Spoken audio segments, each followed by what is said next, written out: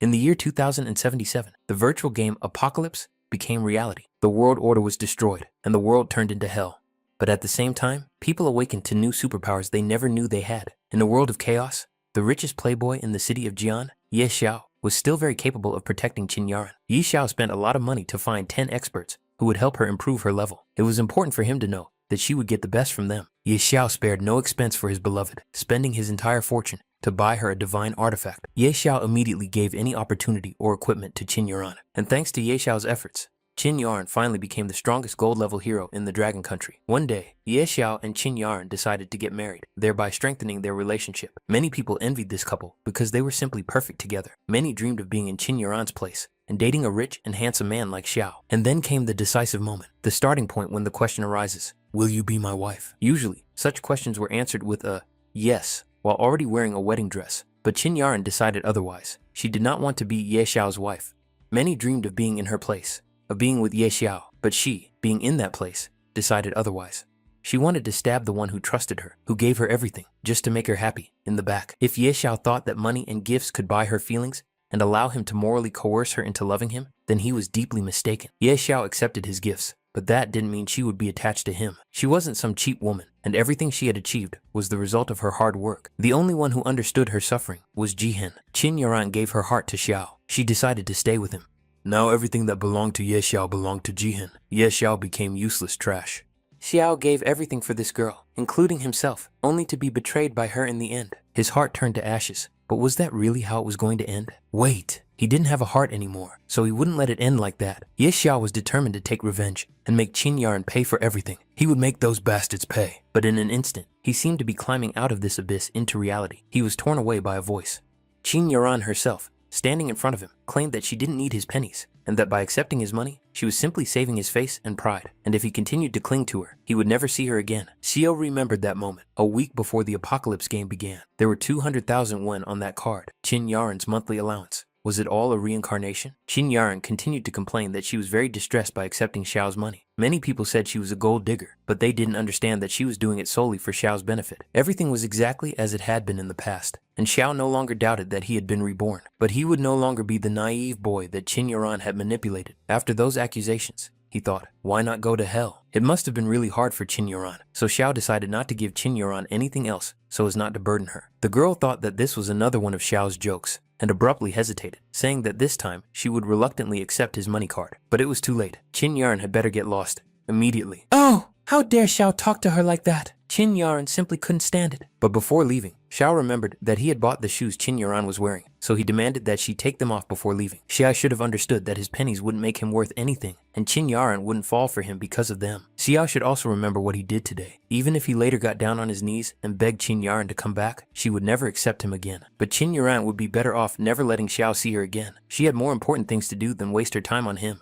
The Apocalypse test was about to begin, and our hero had to raise enough money before the test started, so he took action and immediately called Ye Lin, who had always wanted his shares. Maybe she still wanted to buy them for 20 billion? Xiao was indeed ready to sell his shares for 20 billion. Miss Lin had to prepare all the documents within 5 days, and with her skills, that shouldn't be a problem. Ye Lin was actually surprised, because this romantic rarely called, and it had been impossible to buy shares from him before. Selling the shares was easier than easy, and Ye Xiao now had to wait for the beta version of Apocalypse to be released. He decided that in this life, he would take the throne alone. A week later, the beta version of the game was released. The test was supposed to last only 3 days, and then the public version would be launched. Once in the game, Xiao felt a familiar sensation, which was the starting point of the Apocalypse game. In the first stage, he had to choose his nickname, and he decided to call himself Knight Xiao. But what about his class? In his previous life, the guild had once been destroyed by a gold-level beast tamer who controlled a dark void dragon. Since Xiao had enough resources and time, he decided to choose the beast tamer class. He no longer needed to invest all his money in Qin Yaran. He could devote all his resources to himself and rise to the heavens. And now was a very important moment. He needed to replenish his account. He now had 20 billion in his account, and how wonderful it was to know that in 3 days, the value of these coins would increase tenfold. Since Xiao was the first player to top up his balance by 1 billion, the system gave him a unique secret profession. The system automatically determined his second profession, and that profession was wealth. The secret profession that could be unlocked simply by spending a lot of money on this game was to become a god of wealth in a secret class. But no one expected that such a little rascal would unlock it. Xiao didn't even understand who it was, and wondered where this frog had come from. But it was arrogant to say so, because it was Ebisu himself, Xiao's mentor in wealth. Xiao became the 709th god of wealth under Ebisu's guidance. Xiao was indignant, because how could a toad be a mentor? At most, it could resemble someone who sells financial services. But Ebisu was not angry. On the contrary, he wanted even more to show this scoundrel what true wealth meant. To do this, he only had to snap his fingers, and the system issued the following notifications.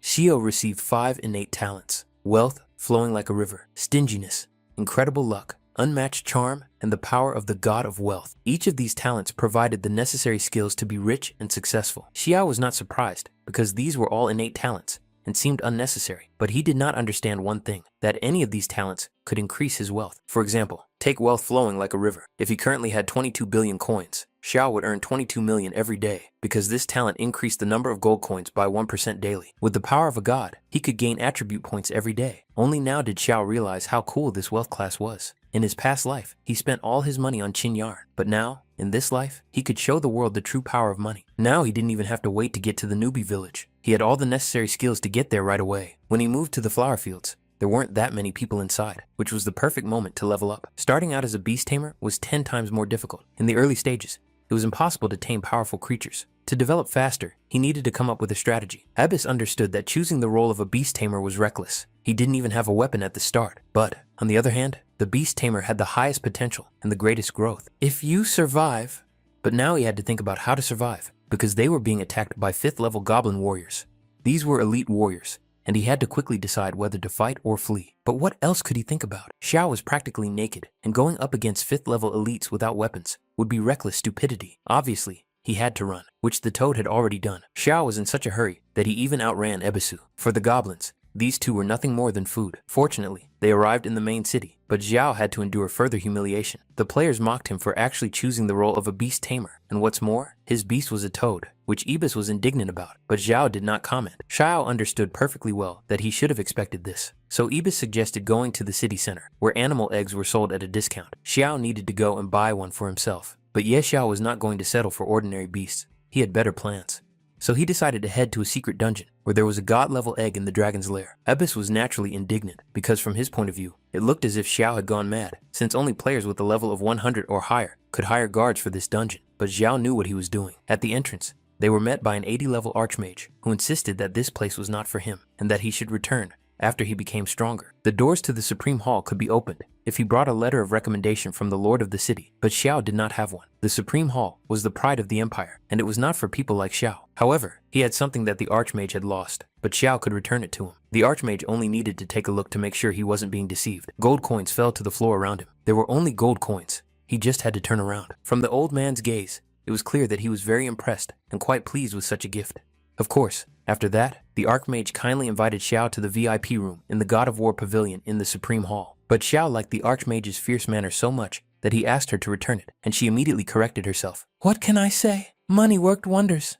As the Archmage had said, when they went up to the entrance, Xiao and Ibis met 2 Golem Knights, 188th level. The Supreme Hall truly lived up to its name by hiring guards of such high levels. Xiao could definitely conquer the village of newbies, but he wasn't interested in that at all. Xiao turned to the Blood Warrior Berserk with a request to hire a divine level golem guard, but such golems were very rare and not available for hire. And looking at Xiao's characteristics, hiring an 80 level guard would be very difficult in his case. Hiring a divine level golem was completely out of Xiao's reach, but everything was decided by a few words. 1 billion a day. The Berserk Warrior thought about it because it radically changed Xiao's position and the situation in general. Technically, it was possible for 1 billion. After all, the rules were set by people. Besides, Berserk knew a divine level spellcaster who could help, and spellcasters, by the way, are a secret class.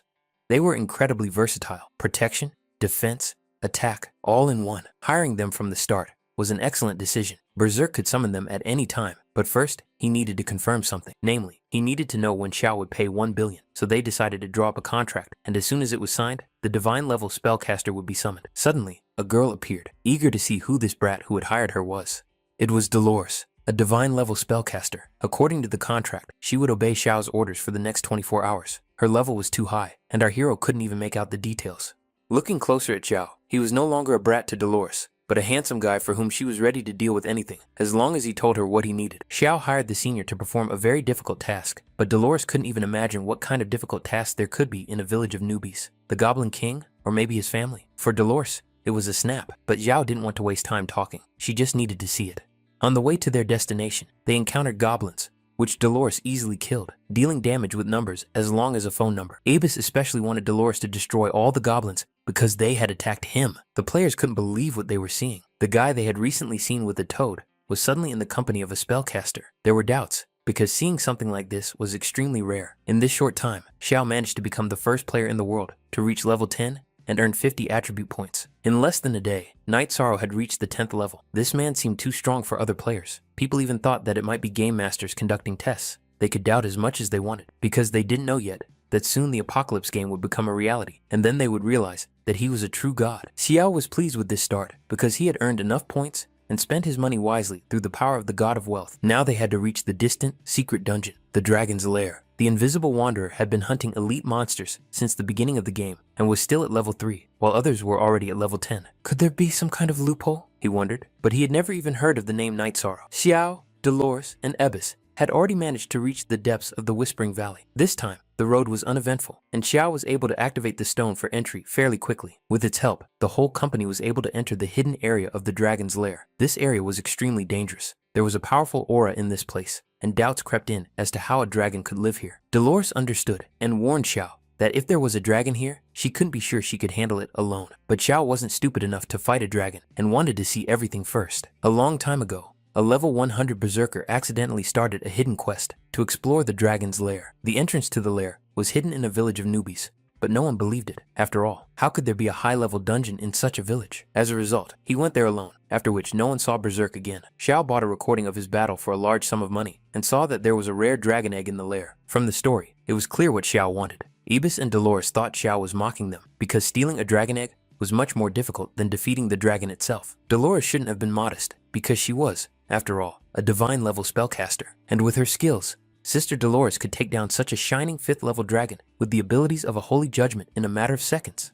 When Ibis saw the dragon, he was glad he had brought the teleportation scroll with him. Dolores decided that Xiao should go first, and she would approach from outside the cave. A 3rd level dragon could destroy an entire guild on its own, and this shining dragon was one of the strongest monsters, with less than 1% chance of victory. Xiao needed to get that egg, so he offered his sister double the price, but she refused and was about to leave. She didn't want the money, because she knew they couldn't do it. Xiao asked her to at least buy him some time, but even then, Dolores couldn't agree. No one could survive a battle with a shining dragon. But what about the 3 billion? Dolores stopped and thought about it. The price was too high to walk away without thinking. It was indeed a worthy price, and the spellcaster decided that even if she had to risk her life, she would do it. Dolores promised that she would do everything possible, and, at best, win 3 minutes for Xiao. All buffs were activated, and the attributes of life in the talents of the God of Life, the God of Strength, and the God of Agility were doubled. Xiao had 3 minutes. Everything else depended on him. The spellcaster allowed him to improve his skills and gave him time. In the past, Dolores would have been afraid of the shining dragon, but for the sake of those 3 billion, she would make him bow down before her. Xiao tried to be as inconspicuous as possible, because if he was noticed, he would be finished. Dolores warned our hero that he had a minute and a half left, because her strength was running out. Xiao was having a little trouble, because the egg was much heavier than he could have imagined. Abbas accidentally attracted the dragon's attention and couldn't help Xiao, because he had never done anything like this before. So the guy had to take the egg himself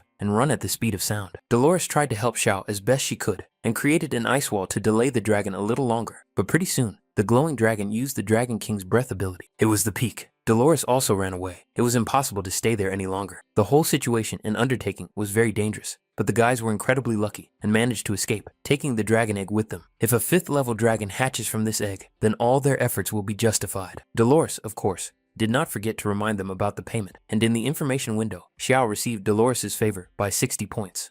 Well, in the meantime, it was time to sign a contract with the beast. Abbas just hoped that nothing strange would hatch from the egg, otherwise 3 billion would have been wasted. Before them was a baby dragon, but it looked nothing like a shining dragon. Questions arose as to why it did not glow and did not resemble a shining dragon cub. It was a mythical rank sky blue dragon. It could naturally suppress lower rank creatures and inflict damage on them. It also had skills such as a dragon's roar that shook the earth, dragon's breath, and the wrath of the Dragon King. This baby's stats were incredible. It had unlimited growth potential, and when it grew up, its destructive power would be unimaginable. With a strength of 500 at the 1st level, and even with basic equipment, this dragon's breath dealt more than 2,500 damage. Who could withstand such a thing? It was decided to name the baby Green Baby. Abbas immediately thought that with the Green Baby, no one would think that he was Xiao's pet anymore. Xiao continued to call Ibis a toad, which made him angry, and he also became interested in the badge he was holding. Ibis was indignant because Xiao had taken the badge he had picked up in the dragon's lair. Dolores assumed that it was a badge of catastrophic rage. The bearer of the rage badge gained incomparable power. All skills dealt critical hits. The badge had the talent of ferocious slaughter, activating the full power of the rage badge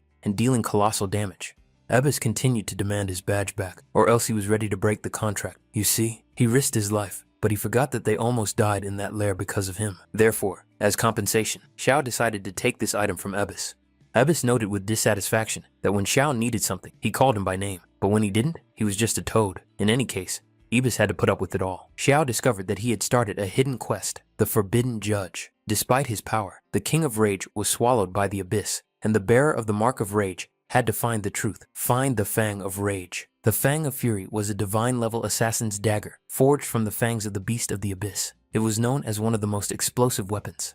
The Fang of Fury seemed to have some connection to the Mark of Fury, but the journey to the Abyss continent took a long time. In addition, Ye Xiao had exceeded his daily playtime limit. Therefore, in 3 minutes, he would be forcibly logged out of the game. Who would have known that the hidden dungeon in the village for beginners would take so much time? Dolores said goodbye to Xiao and was ready to provide her help in the future, but, of course, for money. The Doomsday game was still in beta mode and was not fully integrated with reality. It was wise to rest a little so that his body would not ache later. In the real world, everyone was talking about the Apocalypse game. It conquered the gaming community, topping the discussion charts. Of course, Ye Xiao himself was also discussed, having reached level 10 in a single playthrough. But the game also led to mass deaths of players, for which it was banned in several countries. Many experienced real symptoms after leaving the game, which led to hospitalizations and even organ failure in some cases.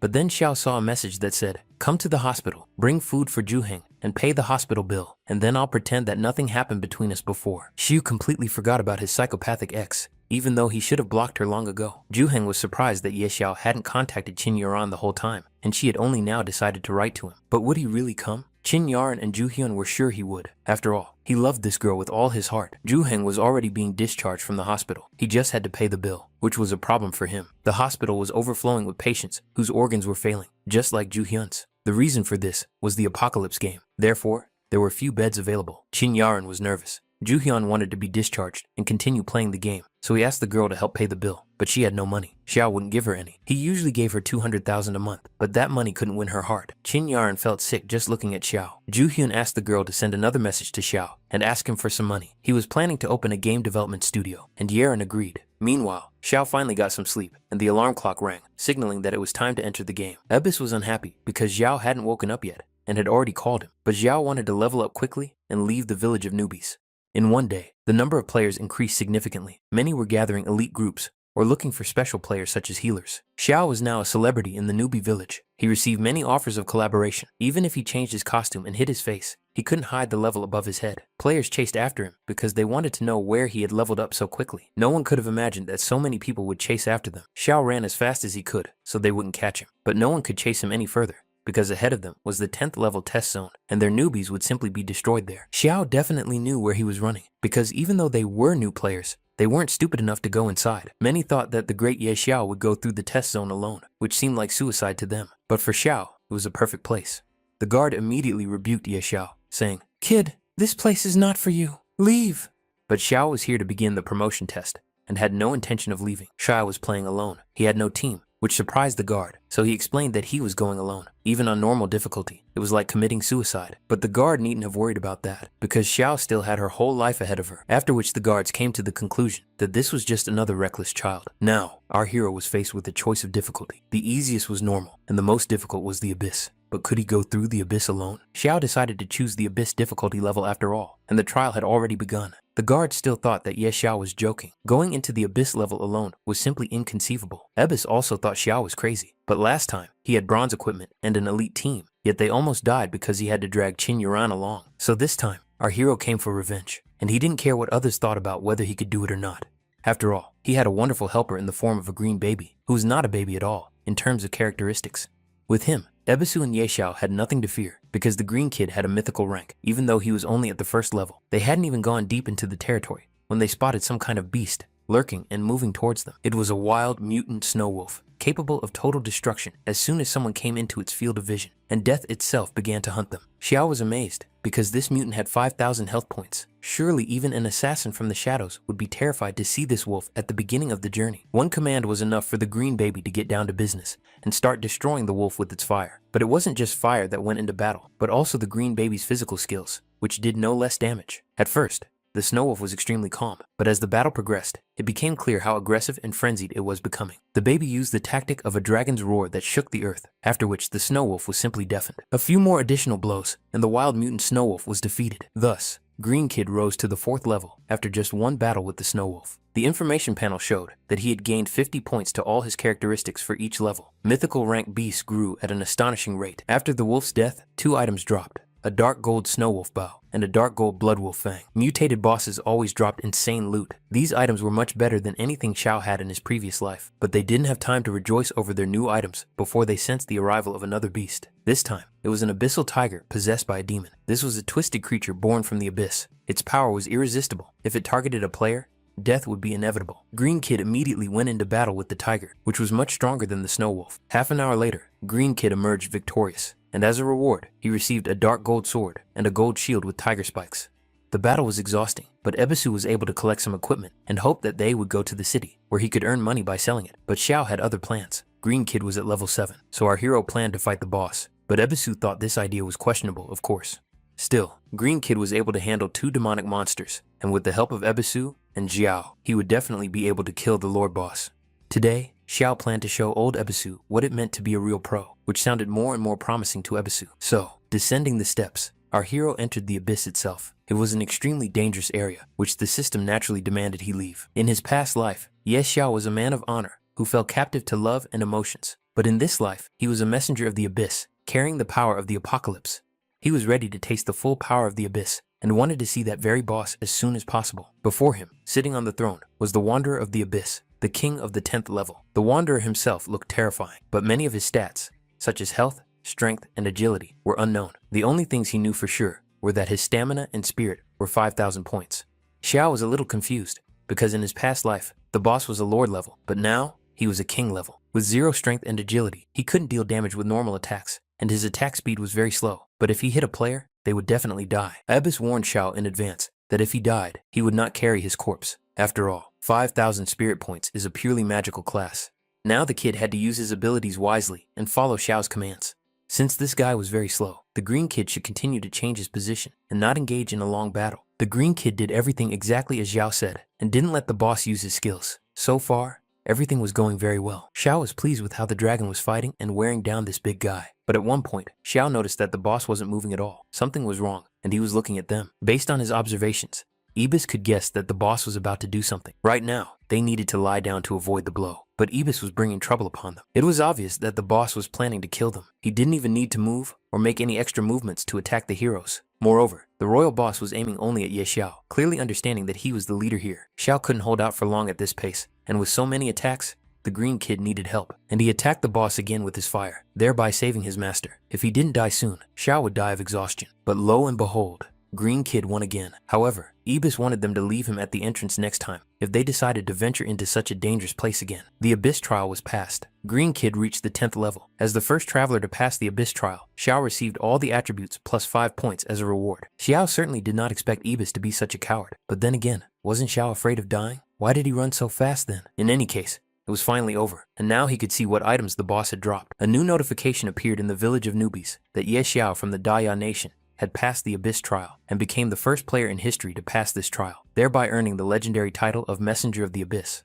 Many of the newbies didn't even know what the Abyss trial was, and it seemed incredible to everyone because it was truly a world first. Many became interested in Ye Xiao's personality and tried to find out more about him because he was an unusual person. One thing was known: Ye Xiao was from the city of Qin. Therefore, people were urgently sent there to investigate. Ji Hyun and Qin Yaran entered the game and also saw the news, but they did not understand that Ye Xiao was the source of the news. All they knew was that he was also from the village of newbies. Ji Hyun, of course, wanted to team up with this player because then they would definitely become famous. And then Ye Xiao, with his silver spoon, would be on par with them. But Qin Yaran thought this plan was questionable. Moreover, the guy reminded the girl again to ask Ye Xiao for money so that they could level up in the game. But Qin Yaran was not going to contact him. She was not that shameless. Xinyaran was unhappy because they rarely spent time together, constantly talking about Xiao, and she was playing this game for the first time. Meanwhile, Xiao was a little disappointed with the item they got after all their efforts, because it was just some kind of fragment. It was an abyss stone, a single fragment. Its class was unknown, and the item itself was unidentified. Xiao had never encountered anything like it in his previous life, so he decided to find out the value of this item later. Right now, the most important thing for him was to leave the village of newbies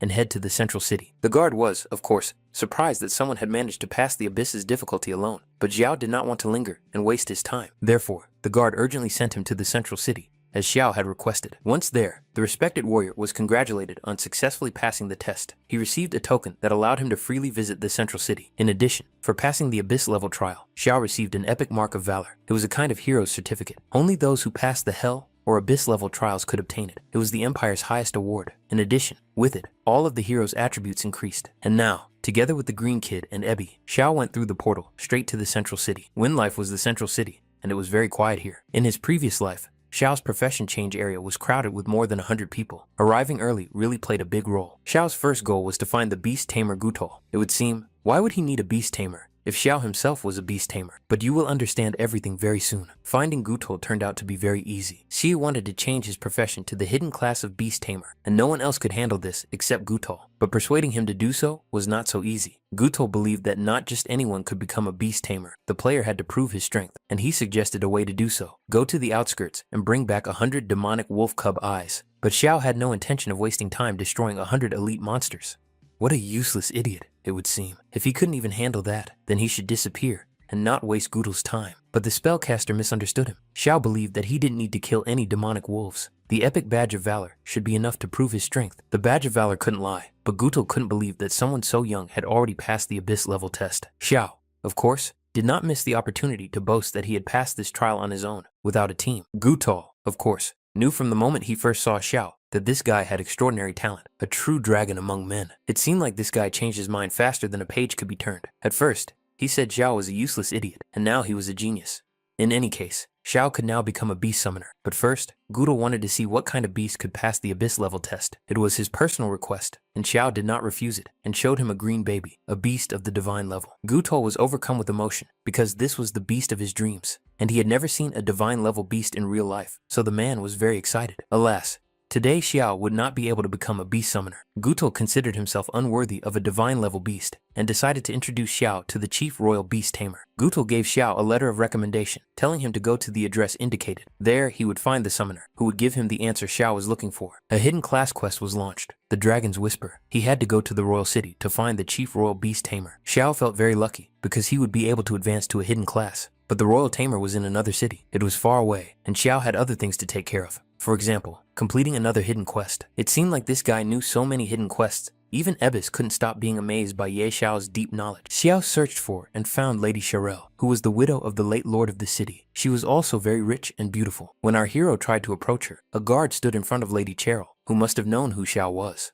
Finally speaking to the lady, Xiao asked why Lady Cherelle was always so sad and how he could help her. It turned out that Cherelle had lost something, and if Xiao could find it, she would be deeply grateful to him. So Xiao received a new hidden quest, to return the beautiful flower to Lady Cherelle. Abbess, of course, did not understand why they were wandering around the city and whether the flower she needed was not in the garden outside the city. But Xiao explained that Lady Cherelle didn't want an ordinary flower. Of course, he knew where to find it. So they came to a hardware store. But could a beautiful flower really be found here? Abyss wondered if Xiao had made a mistake, but Xiao had indeed heard that this store sold chests of jewels, which was what he needed. In these chests, one could find historical dragon bones, or even legendary staffs.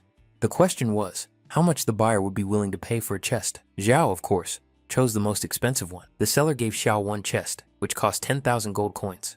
But one chest was not enough for our hero, so he decided to buy all the chests the merchant had. At first, the seller didn't understand whether the buyer was joking or not, so Xiao said more seriously that he would buy all the chests in the store. The merchant got down to business, opening each chest one by one. In the first chest, he found a bronze-grade double-sided battle axe. In the second chest was a vial of a large single-use healing potion. In the third chest, you could see bread that was growing in size.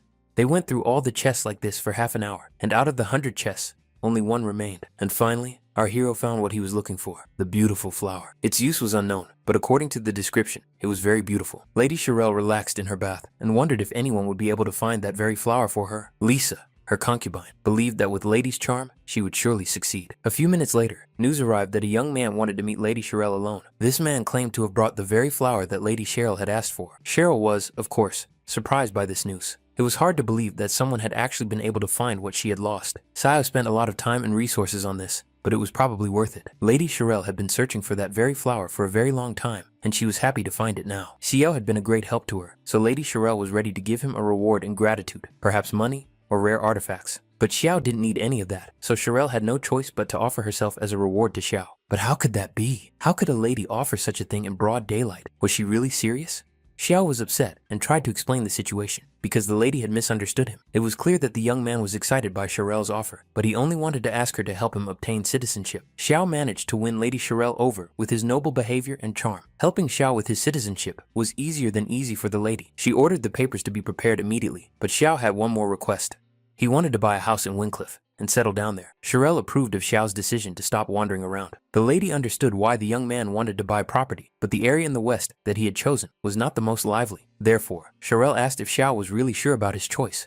Xiao really knew what he was choosing. He just wanted Lady to help him get in touch with the right people, for which he would be very grateful. Cheryl promised to contact real estate agents soon. Abbas was indignant as to why this scoundrel did not buy a home in the prosperous Eastern District. Was he deliberately seeking to incur losses? This way, Xiao would certainly not become wealthy. But Ibis didn't understand that strange creatures would soon attack Wincliffe, and under the onslaught of powerful beings, even the current lord of the city would fall in battle, and most of the Eastern District would be destroyed. However, the Western District, being sparsely populated, would not attract as many monsters and would suffer the least damage. Later, it would become the most functional and valuable district of Wincliffe. The real estate deal was completed. Xiao acquired 340 residential units and 184 commercial properties for 1,200 million. Upon completion of the transaction, Xiao immediately paid the amount. Buying so much real estate for such a price was almost free for him. In addition, he had already obtained Wincliffe citizenship, and not just any citizenship. He was a first-class citizen of the Dragon and Phoenix Empire. It was hard for Ebisu to believe, because even a powerful lord would have difficulty obtaining such citizenship. Xiao had hit the jackpot. It also proved that Lady Cheryl was of royal descent. However, it was not surprising that such a lady radiated such noble and royal elegance. By the way, Xiao decided to ask if she knew the royal beast tamer. He still wanted to learn more about the profession of beast taming and the corresponding missions. For the lady, it was Uncle Stir. She told the young man that he could find him in the capital of the empire, but also warned him that her uncle could be eccentric and unpredictable. The lady promised to contact her uncle, but asked Xiao not to call her lady anymore, but simply Cheryl. Xiao was immensely grateful to her for her help. So our hero won Cheryl's favor by flirting with her, obtained first-class citizenship, unlocked a prestigious rating, and acquired a lot of real estate. And finally, he reached level 11 together with the Green Kid. All this news, of course, spread throughout the village of newbies. In addition, all players now received an extra hour in the game because of Xiao, which seemed crazy to them. The players were unhappy because it wasn't enough that they were nobodies in real life. Now they were nobodies in the game too. What were the developers thinking? Qin Yaran and Ji-Hyun were delighted that Night Sorrow had already reached level 11 and even become a first-class citizen. For them, it was amazing. Qin Yaran was ultimately upset because if they had been led by a top player like Night Sorrow, they would probably already be at level 5 or 4, instead of what they had now, where they were struggling to deal with a single goblin. The other team members were outraged by Qin's words, because if she didn't like the team, even though she had raised her level just by hanging out, she could leave, because no one was keeping her here. Ji-Hyun tried to smooth things over, explaining that his girlfriend didn't mean anything by it, but Qin Yaran was already ready to leave. The guy didn't understand what this girl was doing. The other girls were also outraged, because just because she was a little pretty, didn't mean she could act like a princess.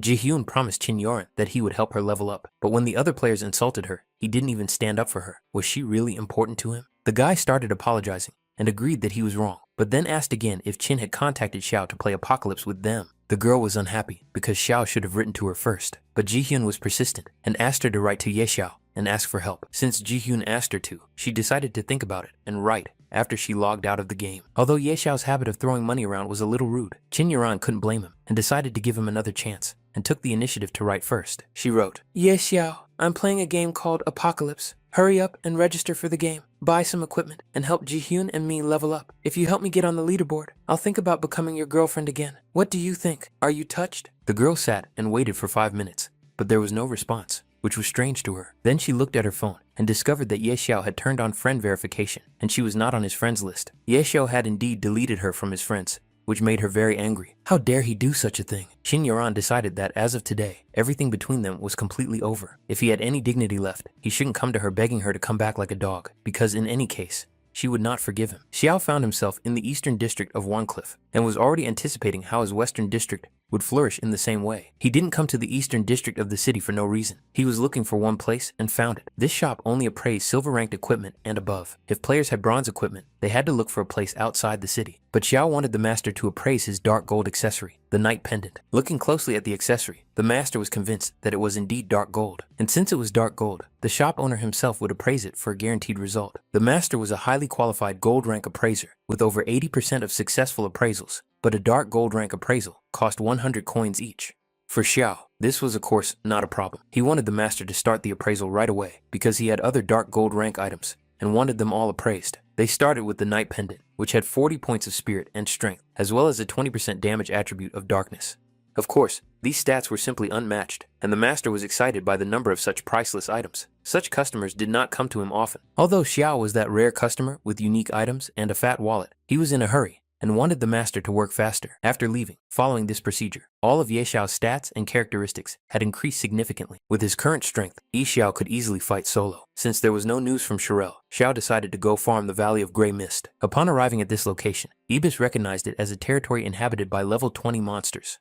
At first, he noticed many level 21 gray hyenas. They were aggressive by nature, but because they grew up in the gray mist, they were even more bloodthirsty, attacking everything unfamiliar in their field of vision and hunting by attacking weak points. In any case, Xiao had no intention of leaving, so he sent the green baby to attack. The Dragon King's breath killed several hyenas at once, dealing colossal damage to them. If anyone knew how to enjoy life, it was this little rascal Xiao. The high-level monsters here rushed at them recklessly. They could just stay here and farm. Considering what Xiao's life had been like in the past, his current life was much better. After 2 hours, Xiao and his beast, the green baby, reached level 12. At this rate, it would only take a few days to reach level 20. By chance, among the many corpses of gray hyenas, Xiao discovered a scroll. It was a beginner's scroll, a fireball spell. He had to squeeze it to instantly master the fireball spell. Xiao wondered if it would look silly for a beast thief to use such a spell, but then again, why not? He had mastered it, and new skills were never superfluous.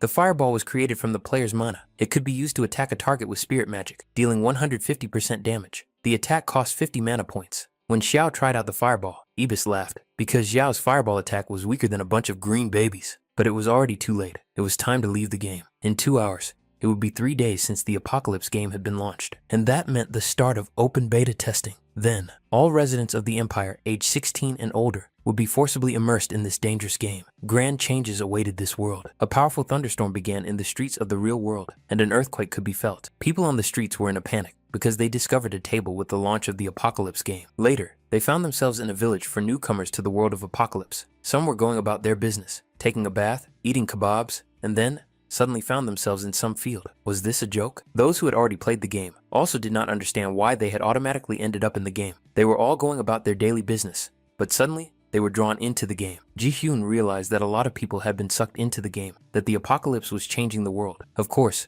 the guy didn't forget to ask if Qin Yaran had written to Ye Xiao. Qin Yaran angrily explained that she no longer wanted to have anything to do with him, even if he begged her, and planned to contact the legendary Night Sorrow to help them level up. She wasn't as familiar with him as she thought, but she figured that with her extraordinary beauty, no man could resist her. Later, the system announced that all people in the Xia Empire, over the age of 16, regardless of gender, were forcibly immersed in the Apocalypse game. Players could not leave the game on their own. The player's spawn was determined by their real location. The closer the players were in real life, the closer their starting villages would be. These corresponded to a specific region. If a player died in the game, they could not return to the real world. People believed that this was not easy, so they did not forget about the nightly mourning and wanted to find him, because they thought that he knew some cheat codes or was a developer. Many of them did not know how to exit the game, and people were afraid that they would be stuck in this world forever. Budu Rushan understood that the situation was heating up, but even he continued to follow player number 1, Night Sorrow. Everyone was concerned about one question: where was he now? But no one knew what had happened to him. The latest news only made it clear that he was already at level 12 and had left the village of newbies. No one else could leave this village except him. Rushang thought that Chen Kuang could do something, but he was only at level 4. He led the team and grinded levels, but Apocalypse was very difficult, and many players were only at level 2. It was hard to imagine that there was someone like that in Jian City. Night Sorrow was definitely an unusual character. Rushan wanted to find him at any cost. Yi Xiao had already received a new message. He had to come to the Duke's estate, where there was information he was looking for. Xiao did not even expect that the information about the royal beast tamer would be found so quickly, which was exciting for him. Lady Cheryl was eagerly awaiting Xiao, and even admitted that she had missed him. Xiao was actually a little embarrassed when he saw the lady, because she was so attractive, and he couldn't even understand who could resist her. In order not to reveal his feelings, Xiao tried to change the subject to the news about the royal beast tamer, but Uncle Stir had gone on a trip and had not yet returned. But Uncle asked Shirel to tell Xiao to unlock the hidden class. It wasn't that difficult, as it was located in the city of Fenye. Xiao thought he would have to go to the other end of the world, but it turned out that the treasures were hidden right under his nose. According to Uncle Stir, it was all located in the mountains outside the city, where a powerful dragon lived. Hidden beneath its lair was a dungeon, and deep inside, as Xiao had guessed, was an underground labyrinth. He knew this place, because in his past life, he had farmed this underground labyrinth many times. According to Shirel, Uncle Stir was sure that the place was guarded by a dragon, although in his past life, Xiao didn't remember seeing a dragon there. Xiao knew that there was only a strange demonized boss of the 80th level there. Could it be that this time the boss had been changed to a dragon? In any case, Xiao was going to check it out yesterday. Cheryl was worried because it was an 80 level area, and even elite players didn't come back alive from there. But the lady shouldn't have worried, because Xiao had his own ways, even though he wasn't level 80. Now even Ibis understood that for Xiao, it was a piece of cake after the dragon's lair. With the right amount of money, Xiao could defeat any dragon, because his sister Dolores was a dragon specialist. Xiao began to summon the spellcaster, while Cheryl wondered where he had gotten the Supreme Hall token at such a low level. In just a couple of minutes, thanks to the Supreme token, Dolores was summoned, though she never knew by whom. Once there, she saw that her brother Ye Xiao had missed her. He had a job for her. Dolores hoped it wasn't a dragon, but alas, her hopes were not fulfilled. Dolores was indignant. She thought this guy had it in for them. But after the last time, she had injured her back and was still recovering, so she suggested finding someone else and refused to take the job under any circumstances. But Xiao offered the same terms, a reward of 3 billion. But Dolores was adamant. It wasn't that she didn't want to, but she really was unwell and needed time to recover. If it wasn't urgent, then she was ready to join in a month. Then Xiao raised the stakes and was willing to share the location of the Holy Spirit source with her. If Xiao wasn't joking, then the spellcaster was willing to risk her life and go with him. That settled it. Everyone was satisfied with the payment, but they had to leave right away. Already on the way, Dolores began to ask where exactly the source of the Holy Spirit was, and if he had specific coordinates.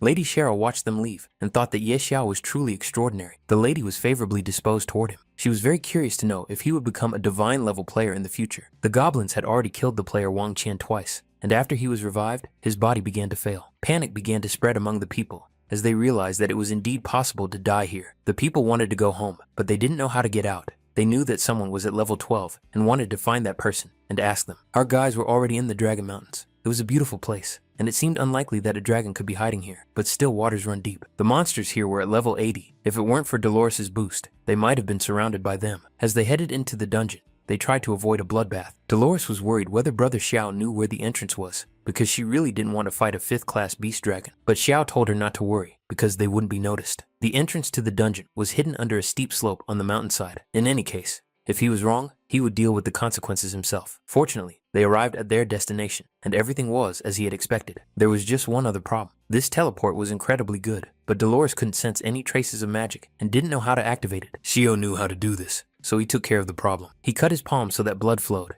then touched the entrance, after which red marks lit up.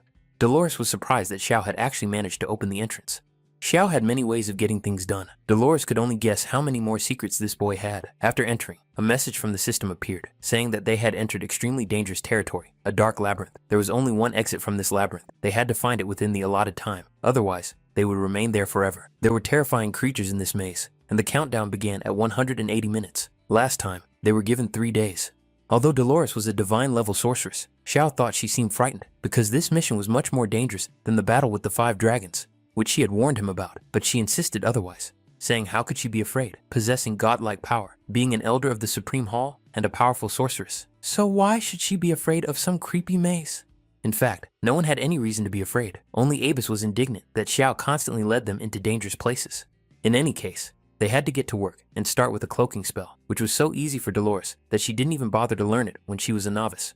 So, with a snap of the sorceress's fingers, they activated the Shadow Phantom and merged with the darkness. This was the result expected from a divine sorceress. Xiao further warned his sister that 5 terrifying monsters awaited them. 3 of them were level 60 creeping creatures. One was an elite level 60 boss, and the other was a regular level 80 monster. Dolores was impressed by Xiao's knowledge, but he did not reveal his secrets. In his previous life, he had passed through this maze 800 times and knew it by heart. Now they had to sneak past these monsters without attracting attention, and he told his sister to follow his movements. But for her, it was an insult, because she had passed through more labyrinths in her life than Xiao had traveled roads, and it wasn't his place to teach her, given the difference in their levels. But Xiao wasn't offended by Dolores at all, and did as he said, passing through the obstacle first. Xiao was very fast, and at the same time inconspicuous, The monster didn't even pay attention to him. Dolores was impressed by how Xiao passed by the 60th level monster without any equipment. She had to take her words back. Xiao was a master, and his whole family were masters.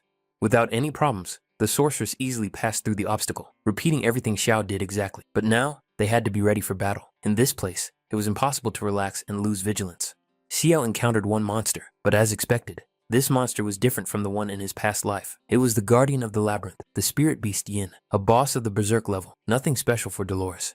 The boss's other skills were hidden. Its rank, level, description, and attributes were all unknown, but that didn't scare our heroes. Xiao decided to go and open the treasure chest. Dolores cast a buff of absolute protection on him, and Sama was ready to attack. Before attacking the monster, Xiao warned Old Man Ebisu not to move recklessly and wake the spiritual beast Yin. Xiao carefully crept up to the chest, which contained a hidden class scroll, and it almost belonged to Xiao. But inside was not what our hero expected. Not only was the boss different, but the treasures inside had also changed. Xiao tried not to make any noise, but even so, somehow, he managed to attract the boss's attention. Dolores' reaction was immediate, and she immediately delivered an icy blow to the boss. Xiao was still rummaging through the chest, so Dolores had to hurry him up and tell him to run as fast as he could. In principle, Xiao had no particular reason to stay, so he followed Dolores' advice and ran away with Abyss. For a moment, the sorceress managed to cast a freeze spell to give them time to escape from the monster. Xiao managed to get a scroll made of sheepskin, which could be useful. He also got a Heavenly Doom rank Restoration Stone. The Restoration Stone possessed tremendous power, allowing it to reset the restoration time of any item, regardless of rank. The restoration time was 3 days. Now they had to decide what to do with the boss. Fight him or leave.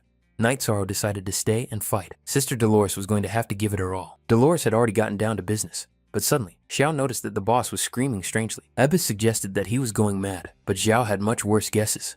And unfortunately, they were true. Xiao was right. The boss was summoning a dragon, although it would have been better if he had gone mad. Staying put would mean certain death. Our heroes had to run and save themselves. Xiao and Dolores objectively understood that they had no way of defeating this dragon, so they ran away. Along the way, questions arose. How did this boss manage to summon a dragon? But Abyss was sensible. He saw that they were approaching, and if anyone was interested, they could ask him personally. But maybe they were just neighbors? This beast was furious and was going to attack the heroes with full force. Xiao decided to attack first. It seemed like he was delusional because the monster was level 100 and he was level 12. But it was the perfect moment to see the fireball in action with the Restoration Stone and the Valor Badge.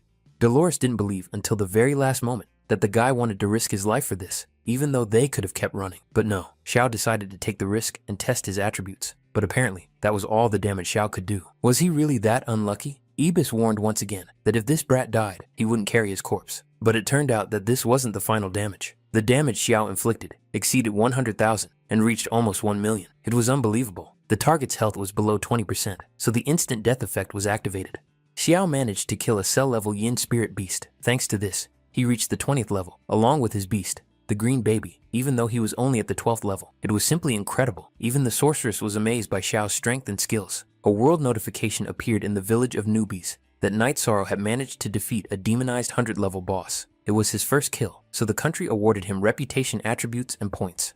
People were shocked. They wondered if they were playing the same game. Such an event seemed impossible to them, and they felt that something was definitely not right. Those who did not idealize people began to bow down before Night Sorrow and call him father. Many were convinced that this player was definitely cheating. There could be no other option. How else could a level 12 newbie kill a cell-level boss? But for others, it didn't matter, because as long as the country was receiving rewards, people were all for it. The boss was dead, the dragon was enraged, and the cave was about to collapse. Were they really going to stand there because Xiao hadn't taken his loot? Dolores opened a portal to get out. It was now or never. If Xiao wanted to die here for the items, that was his choice. Survival was obviously Xiao's top priority. It was clear that he was sad, that he hadn't managed to grab the items, but nevertheless, he was grateful to his sister for pulling them out. Abyss was already thinking about how he would go shopping and relieve all the tension after what he had been through. But that wasn't all. They weren't done yet. After all, the divine judgment of the heavenly fire dragon was flying above them. Dolores was already tired, and when she saw the heavenly fire dragon, she sent everything to hell. They ran away from danger again, because this time, they would really die if they didn't run. Before disappearing, the sorceress asked Xiao to send her the location of the source of the Holy Spirit and her money. After escaping from the mountainous area, Xiao reached the city of Fenye, where Lady Cheryl was waiting for him. She was delighted with Xiao, with how he had escaped the labyrinth and even obtained the items, but he simply replied modestly that it had been easier than easy. Abyss, standing nearby, was indignant at this response, for he knew that Xiao had nearly died. But now that they had the scroll, the question arose of how to unlock the hidden class. This scroll alone could not completely change the class. Rather, it revealed the player's hidden potential and awakened a unique class intended only for the player. In any case, to learn more about this, our hero now had to investigate Lady. Xiao led him to a secret room in the building that Xiao had never seen in his past life. He had no idea it even existed. There he met the royal beast tamer, Master Stir. Xiao came here to unlock his hidden class, although Stir already thought that this method of changing classes had disappeared from this world, but it seems he was wrong. After looking at the scroll, Stir was ready to help our hero with his transition. Xiao was ready as never before and could no longer wait. This scroll would reveal his inner strength. He only had to follow his heart's desire. Xiao followed Master Stir's instructions, relaxed, didn't panic, and didn't resist. Miraculously, he managed to activate all 5 crystal balls. It seemed supernatural to Stir. Cheryl guessed what Uncle meant when he told her about moving up to the higher class. The 5 crystal balls around Xiao's body symbolized potential. When Master Stir made the transition, he was only able to activate 3. But Ye Xiao went beyond human capabilities and activated all 5 crystal balls. Was he really human? Lady Cheryl suggested playfully that he might be more than just an ordinary person. After activating the hidden class, as expected, incredible power overflowed from Ye Xiao. This is how he discovered his talents: divine power, primordial energy, the armor of a god's guardian, and the aura of a beast lord, and beast lord's dominion. He managed to unlock a unique class, the hidden profession of Dragon Herald, and achieved the unique profession of Beastmaster. All of these stats were simply insane. Stir was shocked that someone had actually managed to unlock the legendary class of Beast Lord. With the power of this class, Xiao would receive 40 attribute points for each level he completed. Along with the God's Guard armor, Xiao also received a blueprint for the equipment, but all the materials for crafting it were rare. Xiao would have to hunt monsters to gather everything he needed. In the end, Xiao thanked Master Stir for his help in the transition, and also heard a bunch of compliments and reminders that his potential was limitless. Even Ebis admitted that this kid was something else. Xiao was probably destined to achieve great things in this life, but first, he had to craft the Beast Lord's Claw. The other players decided to take a chance and try to pass the trial of the Abyss, realizing what Night Sorrow's success was. The guard looked at them and decided that they seemed well prepared to pass the trial, but the liberated tiger decided that he wanted to pass the Abyss level trial alone. For the guard, this was another daredevil. The guy admitted that he lived for trials and danger, and even if he died, he would do so without regrets. The girl stayed at the entrance, waiting for good news, and the liberated tiger promised that they would not have to wait long. Meanwhile, the guard noted to himself that these visitors from another world were truly of a different caliber. But 5 minutes later, the boss ran outside asking for help. He shouted that it was terrible because the monsters had mutated. The liberated tiger had serious wounds, and they were trying to heal him. The guard concluded that not everyone could pass the Abyss level test alone. Meanwhile, Xiao reached the Great Rift, where the 20th level trial, the Abyss level, was located. Xiao decided to read his class chat, where his classmates were sharing the latest news and wondering where Ye Xiao could have disappeared to. There were speculations that he might have died, but they knew that he was too good at games and couldn't just die like that. Xiao, in turn, did not want to reveal his identity to anyone and attract any attention to himself. It was more important for him to focus on leveling up, which is what he was doing. Green Kid had grown significantly by the time he reached level 20 and could fight without his owner's intervention. He easily defeated new monsters and won every time. This time, the items he dropped were a battle hammer that could crush rocks made of dark gold and a two-handed stone sword, also made of dark gold.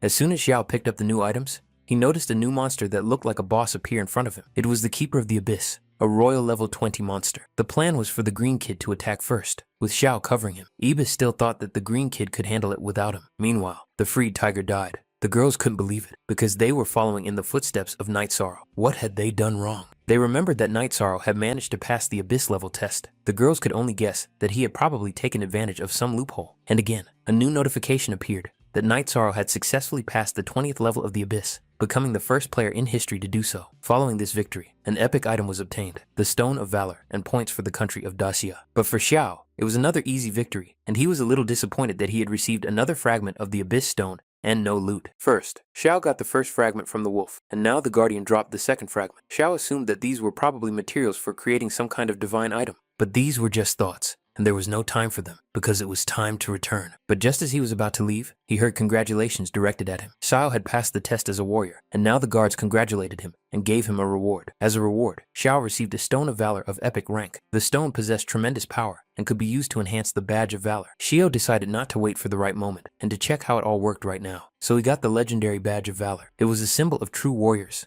and only those who had passed the trial of hell or the Abyss could obtain it. It represented the highest honor of the Empire. Empowered by the Stone of Valor, he became even more powerful. With it, Xiao would be unbeatable in the 30th level zone. Xiao had not yet entered the portal, but he managed to see a system notification that the exit from the game would be available soon. Many players were very happy with this news. After all, they already missed their homes and their parents, and now they would finally be able to return to the real world.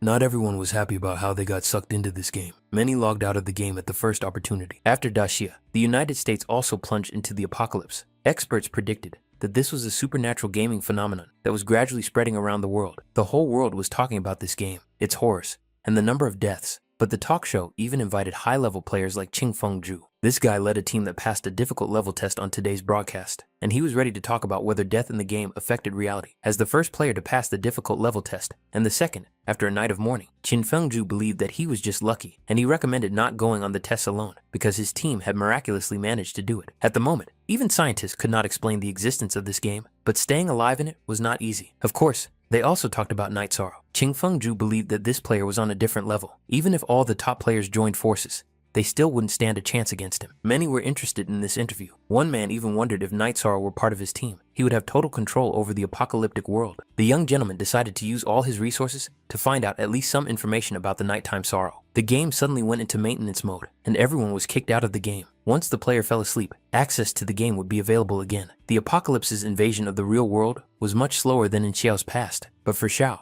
it was a great opportunity to level up quickly. Level 30 was key for beast tamers. That's when an additional slot for a pet would open up, but there was no point in thinking about it too much. Xiao had to reach level 30 first, so in the game, he went to the level 30 zone, the Valley of Grey Mist. There, together with the Green Kid, they fought the local monsters. The battles were fairly easy for them, and at this pace, they managed to reach the 24th level. The players continued to follow Night Sorrow's progress. If he wasn't a cheater, they couldn't believe it. Qingfeng assumed that at higher levels, the leveling would be slower, so that others could catch up. But instead, the gap was getting bigger. Night Sorrow was 14 levels ahead of Qingfeng. He was at the second level, but his teammates always supported him and considered their boss to be incredible. The missing egg had been in the dragon's nest for several days, but the dragon was still sleeping in that dark corner. The Sky Fire Dragon and the Azure Dragon were pondering something. The Fire Dragon was a prophet, and the fate of their entire people depended on him. The Fire Dragon did not understand how the Azure Dragon could not sense this man's aura, for his presence caused disgust in the other dragons. But for the Azure Dragon, this feeling was a nauseating divine power. He did not believe that such an insignificant worm of a man could possess such power. But the Prophet of the Dragons saw more than the Azure Dragon and was ready to entrust the future of his people to this mortal. For the Azure Dragon, this was completely reckless, but there was no time left. Darkness was overcoming space and time, devouring everything. This man was their last hope. The Azure Dragon did not believe until the very end that they were really going to entrust the fate of their people to a mere mortal. Qingfeng and his team finally reached the city of Winliff. They considered themselves the first players to get there, not counting Night Sorrow. Upon arrival, they noticed two huge dragons in the sky and a guy screaming for help. It was Xiao in the clutches of the Fire Dragon. He was asking to be rescued because he had been kidnapped by the Dragon of Justice. Abus understood that screaming was useless because there was no one here with enough power to save him. They heard Xiao's cries and even noticed that it was indeed Night Sorrow. The team members were already thinking of going after him, but Qingfeng thought critically, because even at the 100th level, they had no chance of getting a dragon of that level, and going after the Dragon of Justice was completely reckless. One sneeze from him, and they would disappear without a trace. News of this event spread everywhere. It was a sensation. The Night Sorrow had been kidnapped by two dragons. Everyone now understood that he had leveled up thanks to the dragons. Finally, Xiao and the dragons arrived at some unusual place. Once there, the dragons released Xiao. The guy was able to get a good look at them and noticed that they looked very familiar to him. That's when Ibis teased the guy, saying that he had already forgotten his exploits, even though the toad had told him not to mess with the dragons. Xiao finally remembered where he had seen them. He had stolen an egg from one and robbed the other's house. The boy realized that he was in trouble. The Azure Dragon sniffed, wanting to know if this mortal was afraid or not. Xiao was, of course, very afraid, but he said the opposite. He allowed the dragon to do with him as he wished. He could kill him or skin him, for example, but the mortal had nothing to fear. The egg he had taken was the last hope of their people, and bringing Xiao here meant giving him a great chance. The Azure Dragon rebelled when he heard the name of the Green Baby. How dare Xiao give the dragon such a shameful name? But the Green Baby liked his name. Still, the Dragon of Justice reminded them that they had little time and should get down to business.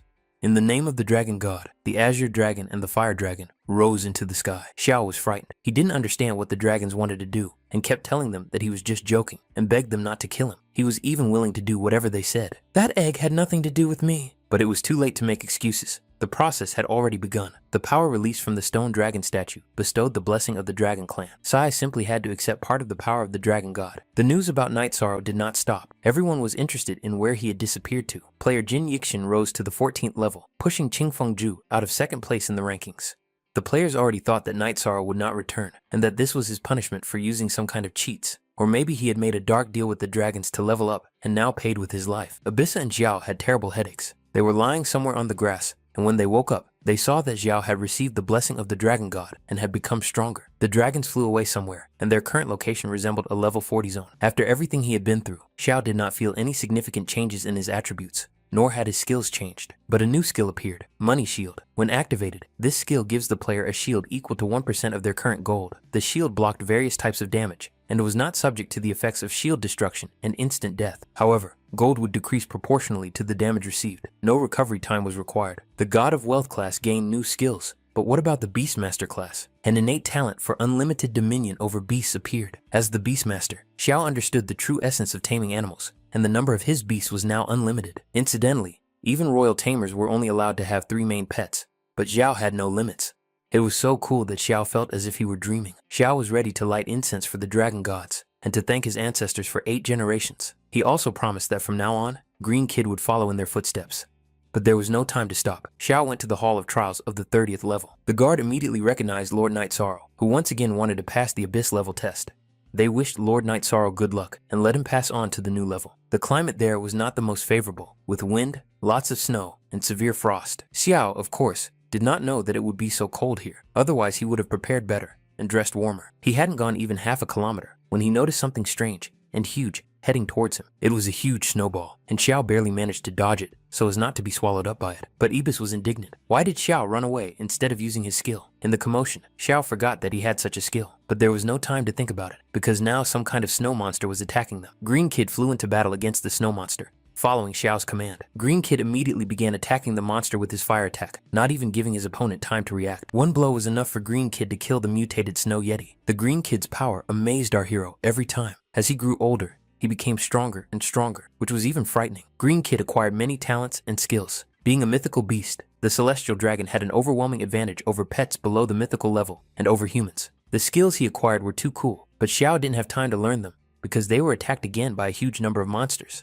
If Green Baby had finished playing, he had to kill them all before they killed them. Green Baby immediately obeyed the order and used the fire attack again. Here, it was particularly fast acting. Half an hour later, the Royal Level Abyss Explorer was killed. This explorer couldn't even withstand a single blow from Green Kid, but Ibis decided to let Xiao off the hook and remind him how he used to be kicked around like a puppy and that he shouldn't relax.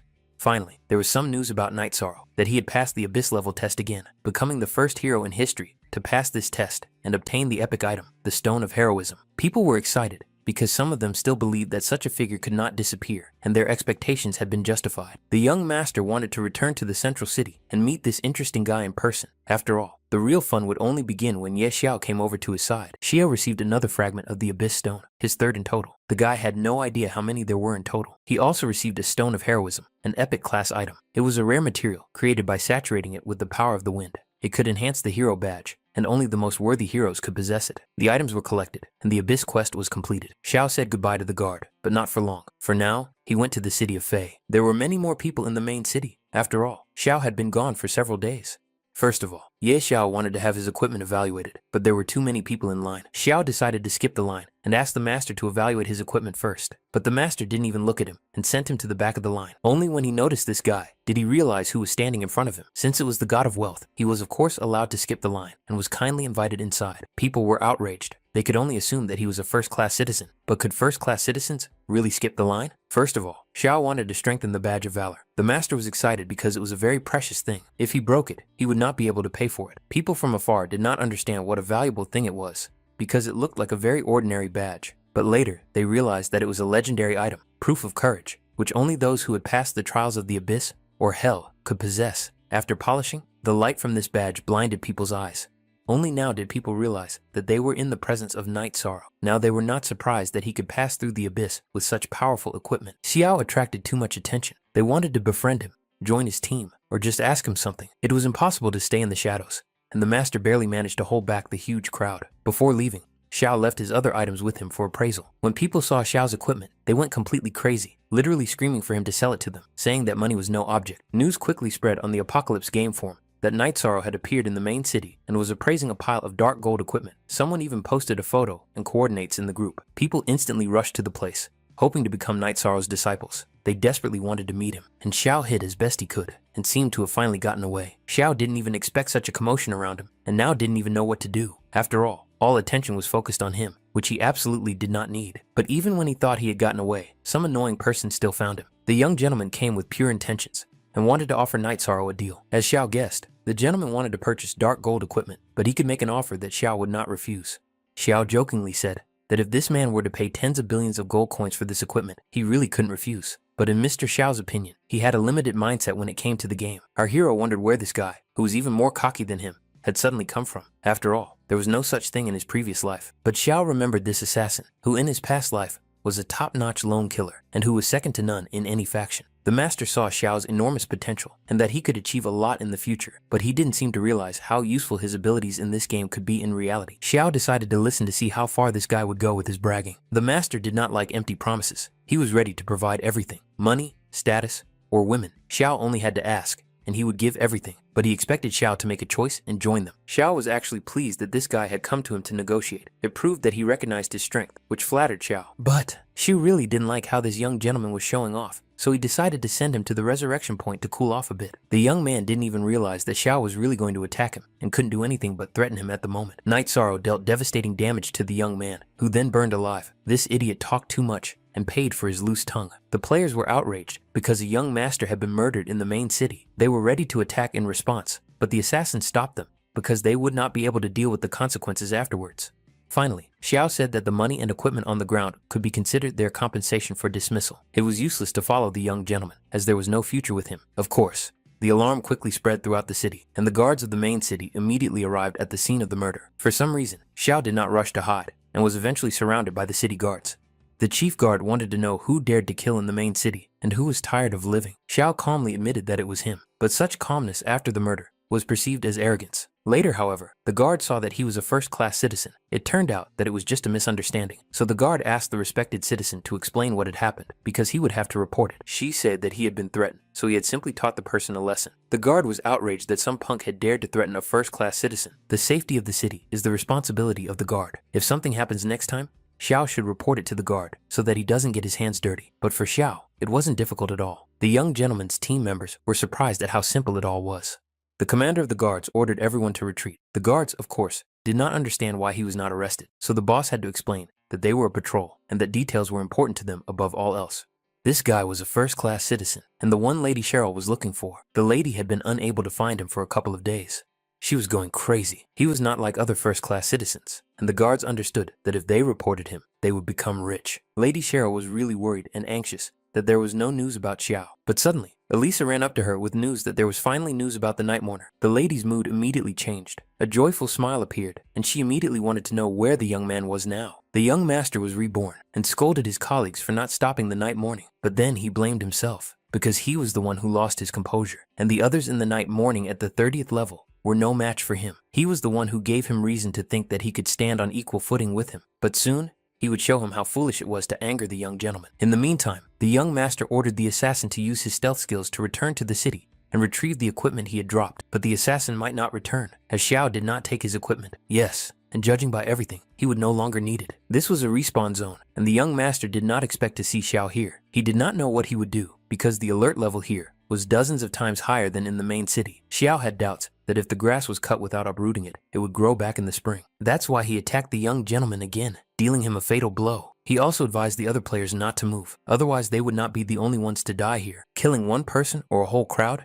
made no difference to Xiao, but the young master was reborn and was very angry at the Night Sorrow. He decided to advise Xiao not to go too far, because if something happened to him, not only he, but also his relatives and friends would follow him. But death was so close, and the young gentleman's tongue was still as sharp as ever, and he still didn't understand that threats had no effect on Night Sorrow. It would seem that killing at the point of resurrection is the same as committing suicide. The players wondered why Night Sorrow was so unhappy with life. The young gentleman did not respawn and was forcibly logged out of the network, leaving his allies in a panic. High-ranking guards arrived at the scene of the crime, ready to arrest the killer. No matter how strong Night Sorrow was, Assassin believed that he could not escape the judgment of the Black Inquisitors, and that it would be the end of him. Xiao suddenly seemed to wake up, realizing that he had attracted the attention of the Black Inquisitors after all. At this stage, a direct confrontation with them could bring him too many losses.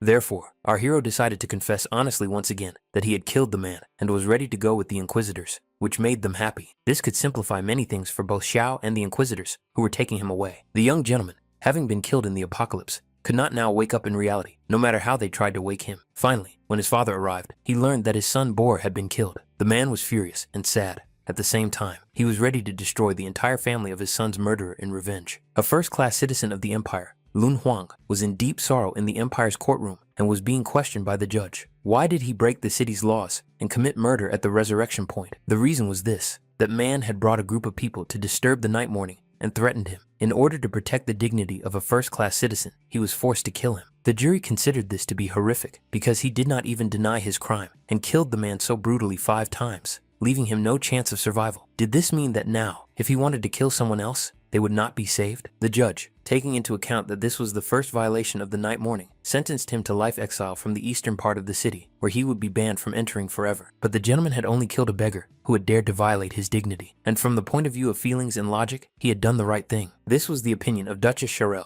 who entered the courtroom. She believed that such a punishment was too unjust. Inquisitor Ater even greeted the respected lady, and her appearance excited everyone present. Moreover, Xiao made it clear that Xiao was a close friend of hers, and she did not want him to be treated unfairly. The Inquisitor had to agree with the lady and admit that his previous decision had been hasty. According to the laws of the city, if a commoner insulted a first-class citizen, the punishment was death. Xiao's handcuffs were immediately removed, and since Night Sorrow was innocent, they were allowed to leave. There were no other questions either. Ater understood perfectly well that he should not stand in Lady Xiao's way, and Xiao's trial went smoothly. This guy got off easy again, which never ceased to amaze Ibis. Xiao was, of course, very grateful to Cheryl for this. The lady admitted that she had initially heard that Xiao had been kidnapped by a dragon, and she was worried and sent people to look for information about him. Xiao confirmed this, and also admitted that it had turned out to be a blessing for him. The girl wanted him to visit her estate and tell her in detail about his adventures during that time, which Xiao did not mind. They hadn't seen each other in a long time, and Xiao really did have something to tell the lady, which made her happy like a little girl. But Xiao also wanted to visit Mr. Stir, as he wanted to discuss the task for his second promotion with him. Stir immediately recognized that Xiao was not without reason able to fill 5 crystals with the power of his soul. With such a boost, he couldn't keep up with the guy. Xiao, however, thought that Stir was being too modest. Besides, Xiao needed the master's help with the second promotion task. Stir had to admit that, when it came to the second promotion for hidden classes, not only he, but possibly no one on the entire continent could give Xiao a clear answer. The realm of the gods was too mysterious. They only said that in order to complete the second promotion of the hidden class, it was necessary to obtain the approval of the deity. Xiao guessed that it was about the lost temple, but he did not know where the temple was located. It could be said that this temple was one of the most mysterious places in the apocalypse. Lady Cheryl and the master were certainly impressed that Xiao possessed such profound knowledge. This made him grow even more in their eyes.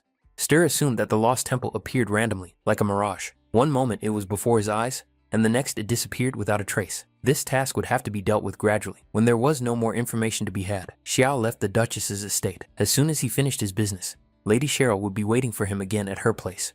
Searching for the temple was like looking for a needle in a haystack. Xiao had more important things to do. Tomorrow, the first invasion of the creatures of the abyss in the apocalypse game was to begin. Tomorrow, the entrance to another world would open, and countless creatures from the abyss would pour out. When that happened, all living creatures in the main city would be destroyed and the buildings ruined. Ebis didn't understand why they hadn't fled yet. Did Xiao hope to protect his property in the city? Of course, he didn't rely on Ibis in this regard, but it was difficult for him not to think of one person. As soon as Xiao appeared in front of Dolores, she immediately warned him that he should not expect anything good from her. She thought that the guy had found another lair, some unfortunate dragon, but this time, it was all within the main city, and she wouldn't even have to go anywhere. Dolores couldn't even imagine what dangers might lurk in the main city. Xiao was in no hurry to reveal his cards, and simply asked her to keep an eye on his property in the western part of the city starting tonight, for which she would receive her usual payment. The sorceress sensed that something was wrong, but she didn't understand what kind of trap this scoundrel had set for her, although he assured her that he couldn't betray her, because they were old friends.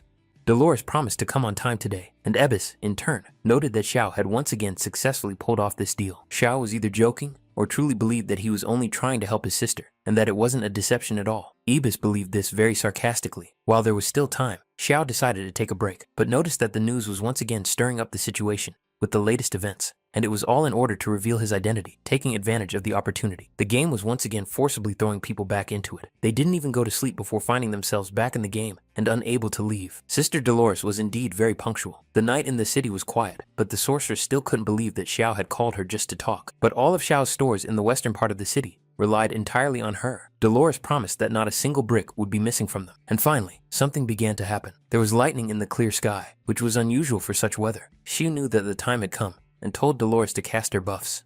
This is what the invasion of the abyss looked like. A wide passage opened up, through which countless monsters flew out. The entire city was placed on high alert. No one was permitted to leave the city. All the mages took their places on the city walls, and the people were evacuated. Panic broke out in the city in the middle of the night. Those who could escape did so without looking back, while others were already in the clutches of the monsters. Dolores couldn't imagine how this guy managed to predict the invasion of the abyss. Her sister could still handle monsters of several dozen levels, but if their level was higher, it would be problematic. Xiao believed that she could handle even a 100-level Lord-class boss of the abyss, because she was a divine-level sorceress. Dolores realized that she had once again fallen for this bastard's trick, but now she remembered that when this guy called her, nothing was ever easy. And yet Dolores promised Xiao to protect every brick of the buildings belonging to Xiao, which was more than 100, so she had to get to work. The sister demonstrated the best results, killing a Lord-class boss with her first strike. It was impressive, but the bosses appeared again and again, and they were elite, and they could fly. Dolores was unhappy to find herself in such a situation, but she had nowhere to go, so she told the bastard to at least help her, instead of standing around. Now it was the green kid's turn to join the fight and show off his best skills. The invasion of monsters did not stop, but only intensified. Monsters appeared from the abyss, growing stronger and stronger. People tried not to give up and keep up the resistance. Even though they knew they couldn't hold them back, they still tried not to let them pass. As always, the green kid did not disappoint and successfully killed the strongest monsters that appeared in the city. The only thing was, Xiao asked him to be careful because another store had been destroyed. After destroying the elite abnormal boss, Xiao did not linger and went on the attack against a whole crowd of other monsters. With one blow, he killed the bosses again and again, one after another. This brought Xiao and the green kid's level up to 32. Killing bosses was the best way to level up quickly. Xiao decided to go hunting for bosses with the kid, leaving Dolores in charge of the western area. She was indignant and demanded a higher payment, which Xiao naturally agreed to. While Green Kid destroyed monsters, Xiao picked up items from them. He even got some epic items.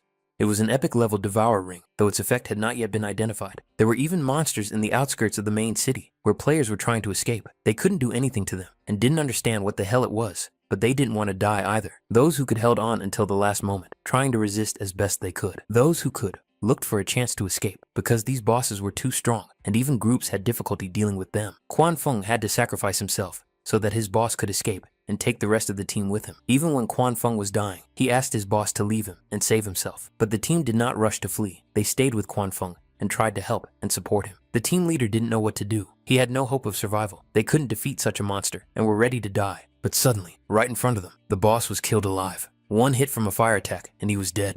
The guy noticed a small dragon flying in the sky and thought that it was probably him who saved them. The little green creature didn't stop there and continued to destroy monsters, cleansing the city of this evil. The players saw that this little dragon was incredibly strong. For them, it was as if God had heard their prayers and saved them. Since everything was here, Xiao called the little green dragon to him because they still had to kill a few more bosses. The players instantly noticed the great Ye Xiao and couldn't ignore his appearance here. Jing Fengju did not miss this moment and ran after the great god Ye Xiao as he had something to say to him. Jing Fengju and his team sincerely thanked the great god Ye Xiao for saving them. If he ever needed help, he could call on them and they would go through fire and water for Ye Xiao. Ye Xiao was flattered by such treatment and admitted that he was just passing by. He also advised them to go to the western area, which was more or less safe if they didn't want to farm bosses. In their eyes, Xiao was very cool, and even Quan Feng thought that if he were a girl, he would definitely have his child. After leaving that team, Xiao explained to the green kid that killing these ordinary monsters was too time-consuming. In the meantime, they needed to go to the main gate of the city, because that was where the main battle with the abnormal monsters would take place. As the great god Ye Xiao had said, the western district was much calmer and safer, but the players didn't understand if it was safe here. So why was Ye Xiao patrolling outside the city? Was he really leveling up on these bosses? Then their guesses were confirmed, because Ye Xiao had just raised his level to 35 again. How many bosses did he kill to raise his level that high? A terrifying scene unfolded before our hero. The main gate of Feng City was completely destroyed, and everything was on fire. Finally, the Skeleton King appeared. It was a cell-level lord boss. Xiao knew that he couldn't defeat it alone. The Inquisitor Ader was informed that the shield wall at the main gate had been completely destroyed. The archers couldn't hold out, the healers couldn't keep up, and no one else could fight. Everyone was waiting for orders from Lord Ader. Therefore, it was decided to prepare for retreat and abandon the first line of defense. But suddenly something caught Ader's attention. He noticed that a divine-level expert had intervened in the battle, which meant that they were saved, so they continued to attack. Dolores guessed that this cunning little guy had called her so urgently because he was going to kill the Cell Lord. Her guesses were correct. Xiao wanted her to think about how she could throw him closer to the monster. Xiao wanted to deal with him himself, but Dolores understood the risk perfectly well, because this was an anomalous lord, a 100-level boss, and even she, a divine-level sorceress, would not have dared to do such a thing. But Xiao was absolutely serious, so serious that it couldn't get any more serious. In that case, his sister agreed to accompany him and cast a buff on Xiao. Since Dolores was a great spellcaster of divine level, Xiao thought that she could clear the way for him so that he could fight the boss right away. Dolores had to admit that this little guy was cool, so she agreed to clear the way for him and killed the extra monsters. Xiao happily ran straight to the boss without any problems. Aether approached Dolores with gratitude for saving their city and defending it, but she sent them away to defend the northern areas, while she and Xiao would remain here. Everyone knew that the beast tamer was going to attack the boss, but the Inquisitor ordered them to ignore it and follow Dolores' orders. Xiao finally made it to the main boss, and now Dolores couldn't help him in any way. Everything depended solely on Xiao. Abyss warned him once again that if he died, he would not take Xiao's body, but the young man reassured him because he was sure that victory was guaranteed.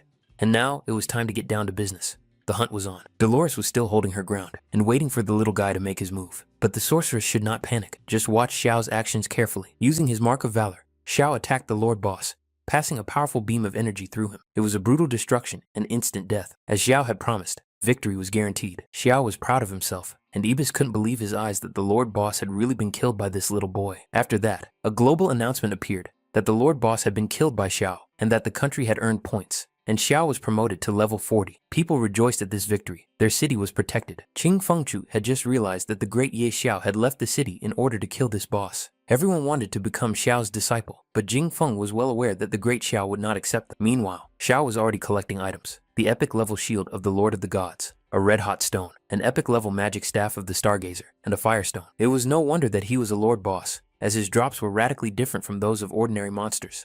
What's more, old Ebisu also found a divine level artifact, the Furious Horn of the God of Destruction. Well, Abis was really lucky today. The rewards for this abnormal invasion turned out to be even better than completing a legendary quest. Finally, the anomalous monsters flew back, those who managed to survive after such a warm welcome. The players were very happy because they had won and remained alive. This dark night was finally over. The mayor had already woken up and wanted help getting up. He couldn't let the anomalous creatures enter the main city, but the invasion was already over by the time he woke up. While he was unconscious, with the help of Mr. Ye Xiao and Dolores, the abnormal creatures were repelled, and restoration work was already underway in the city. The mayor did not expect that. Besides Dolores, there was another outstanding talent who saved the city at a critical moment. Therefore, the mayor ordered that a meeting be arranged with Ye Xiao, as he wanted to express his gratitude. The meeting was arranged quite quickly, and Dolores and Xiao were greeted by the mayor himself and Lady Charelle. The mayor officially expressed his gratitude to Xiao and Dolores on behalf of all the city's residents. The mayor understood perfectly well that if it weren't for them, the city might not have survived this disaster. Dolores gave all the credit to Xiao, saying that he had defeated the boss, while Xiao, in turn, tried to be modest. He gained the favor, respect, and recognition of Lord Yalong. He also acquired the title of Friend of the Feng. If Lord Yalong had no other questions, Dolores wanted to return to the Supreme Temple and take care of some other business there. Yalun had called Cheryl for a reason. More than half of the city had been destroyed, and the most prosperous eastern district was completely in ruins. The only intact buildings remained in the western district. The mayor wanted to ask the Duchess to transfer part of the western district's property, but Lady Cheryl could not dispose of it because most of the real estate in the western district belonged to Ye Xiao. Then Yalong approached Xiao with the same request to cede part of the real estate. If he was offered a decent price, they could come to an agreement. Ibis noticed again how this cunning little man had made a lot of money. As soon as Xiao named his price, Yalong ordered the city bank to prepare gold coins for him. Since the mayor was generous, Xiao decided to keep a few large stores on the main streets for himself and give the rest to him. Cheryl had a request for Yalong. She reported what had happened in the city to the imperial court. She believed that the whole city had witnessed Ye Xiao's bravery. Therefore, she decided to petition the imperial court to grant Ye Xiao a noble title. What pleasant news! Xiao was lucky again and again. Receiving a noble title was quite a privilege. Yalun had no objection and supported the idea, but he was puzzled because he did not expect the Duchess to be so interested in the young man, which led him to believe that there was something between them. Xiao expressed his deepest gratitude. He didn't even know how else to thank them for such gifts, but first and foremost, they were grateful to him for saving the city. Let's take a look at the real world, where there were problems inextricably linked to the Apocalypse game. Qin Yaran was very upset. Ji-hyun was either teasing her or something. She was worried that he would die, but alas, Qin Yaran spent all her savings on his equipment, and he couldn't even handle one abnormal monster, which upset the girl. Then she remembered that she could have gone to Ye Xiao, and began to realize how wrong she'd been about Ji-hyun, and it was his fault that he had taken her away. Otherwise, she and Ye Xiao would not have ended up like this. Qin Yaran only now realized that Xiao was the best person in her life, and that he loved her deeply. She hoped that if she sincerely apologized to him, they could get everything back. Qin Yaran was ready to give him everything he wanted. She just had to bow her head, and he would surely forgive her. So now, in the middle of the night, she went to him. Many players decided to move to Faney City because the other areas were too dangerous, and only the great Xiao could protect them. People were buying buildings in the western part of the city in huge numbers, just as Xiao had predicted, but he hadn't expected there to be so many people. Xiao went to the master again to forge and enchant several pieces of equipment. The master would have gladly helped him, but now his shop was destroyed, and he could not continue his work. In that case, Xiao was willing to provide him with a forge and identification equipment. Xiao led the master to a solid building and was ready to provide this place for work entirely under his responsibility. It was a top-level forge. The master did not even expect that there was such a magnificent forge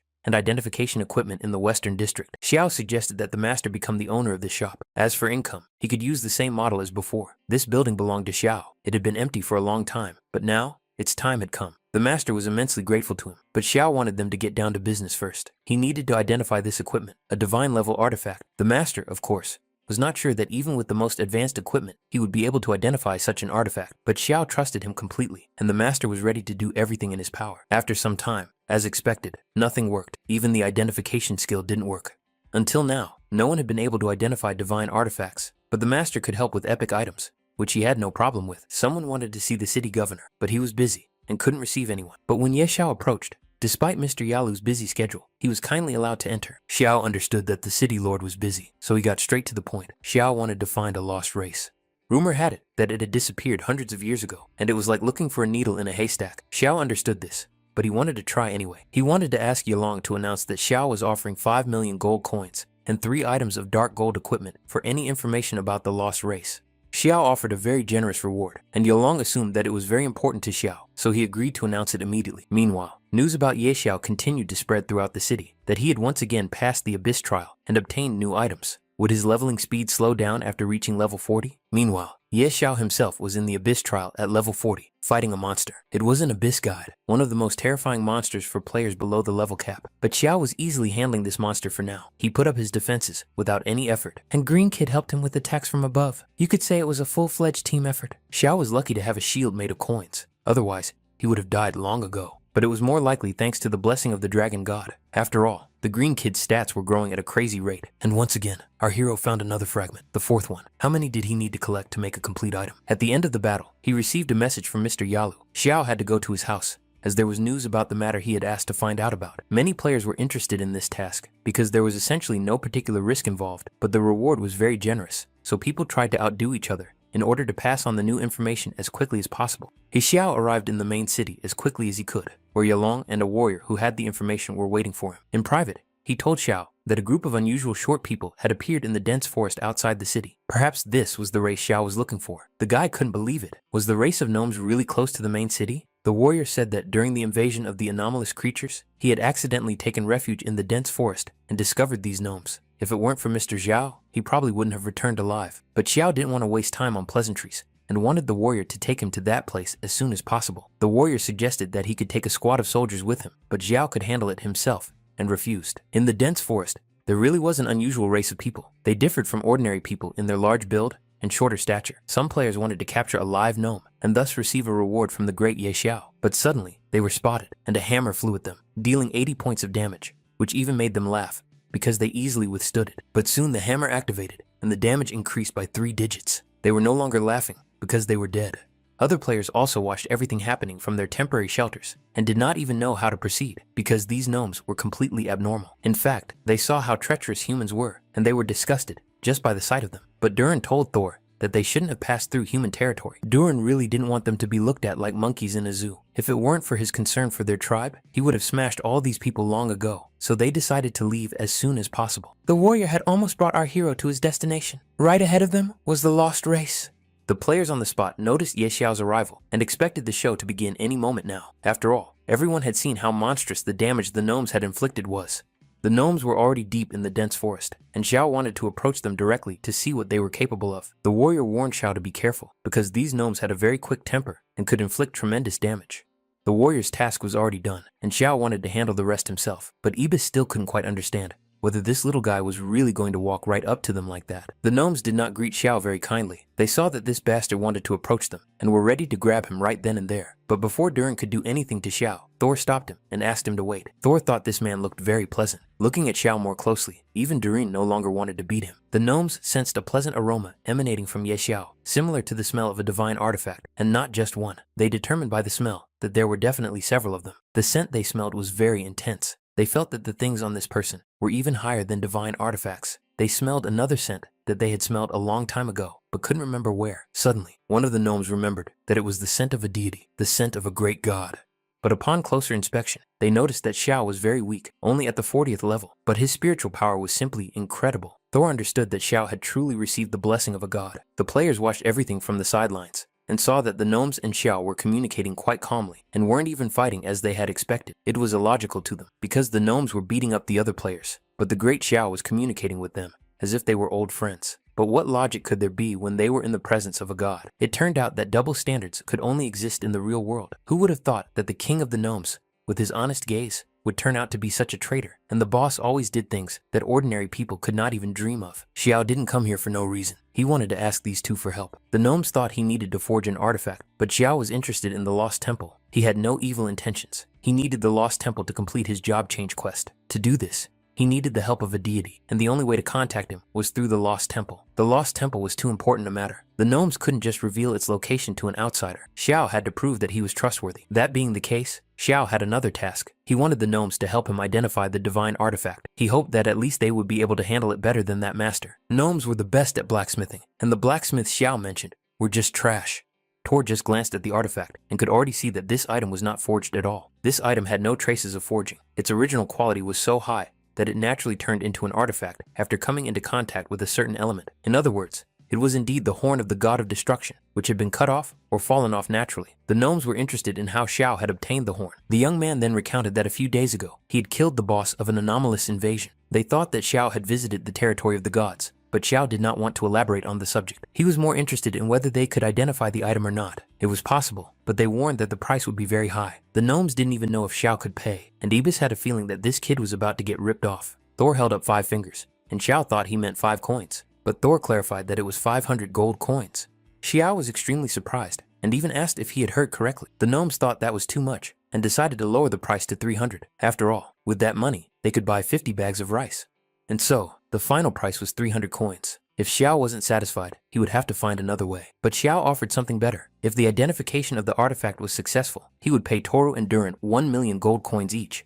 As an advance payment, Xiao gave them 1,000 gold coins each, and later decided to send them food as well. The gnomes could not wait any longer. They demanded that our hero bring his artifact immediately. They were ready to identify it right away. An hour later, they had done their job, and the artifact had been identified. Under the influence of a special power, the horn became even more ferocious after the gnomes' excellent workmanship, revealing its final form. The gnomes' supreme craftsmanship truly deserved its fame. Xiao kept his word and warned the gnomes to get ready and go with him to the main city for payment. None of the gnomes had ever been to the main city of humans. There, Xiao was going to throw them a feast with lots of food. Xiao also had many artifacts for the gnomes to forge. They could never have dreamed that one day they would be able to feast in the main city of humans. The gnomes were excited about this event and hurried to pack their things. The attention of the local residents of the main city was focused on the new guests. The players were extremely surprised that Xiao not only did not fight with these gnomes, but also brought them with him as honored guests. They didn't understand anything anymore, but since this had happened, they hoped that maybe someday they would be lucky enough to get cool equipment thanks to their boss. The gnomes saw a table laden with food for the first time in their lives, and they had never eaten anything tastier. They could enjoy the feast, because all the expenses today were covered by Mr. Ye Xiao. Xiao approached again with the same question, hoping that Thor would now tell him about the lost temple, and he was indeed ready to share the information. This temple detector had been passed down to the gnomes from their ancestors. If you approached the Temple of Fire, it would emit a signal. With its help, you could find the Temple of Fire. However, Thor still advised Xiao to abandon this idea, because an incredibly terrifying creature lived there. Long ago, the ancestors of the gnomes, led by the god of fire, fled from the Temple of Fire. A terrible creature appeared there, and to imprison it, the god of fire created a fiery wasteland inaccessible to ordinary mortals. Therefore, the ancestors bequeathed to the gnomes throughout all generations to avoid the Temple of Fire. Xiao understood all the risks, but the Temple of Fire was closely connected with his career change, and he needed to get there. Thor admired Xiao's temple, and if he was determined to go there, he gave him 2 items, a temple detector and a royal crystal of the fire spirit. When he approached the temple the first item would react, and Thor gave him the second, as a token of gratitude for the hospitality. As expected from gnomes, these crystals had excellent characteristics. They were truly high-quality items. Xiao inquired if he had any other items he would be willing to purchase for gold, but unfortunately, there was only one. There were also ordinary fire spirit crystals, but their effect was slightly weaker, and Thor could give Xiao a few of them. Xiao was grateful, but it wasn't enough. Although the crystal was a wonderful item, created by gnomes over hundreds of years, with the hope of returning to the Temple of Fire. In that case, Xiao decided that he would come up with something himself, and the gnomes could continue to enjoy the treats.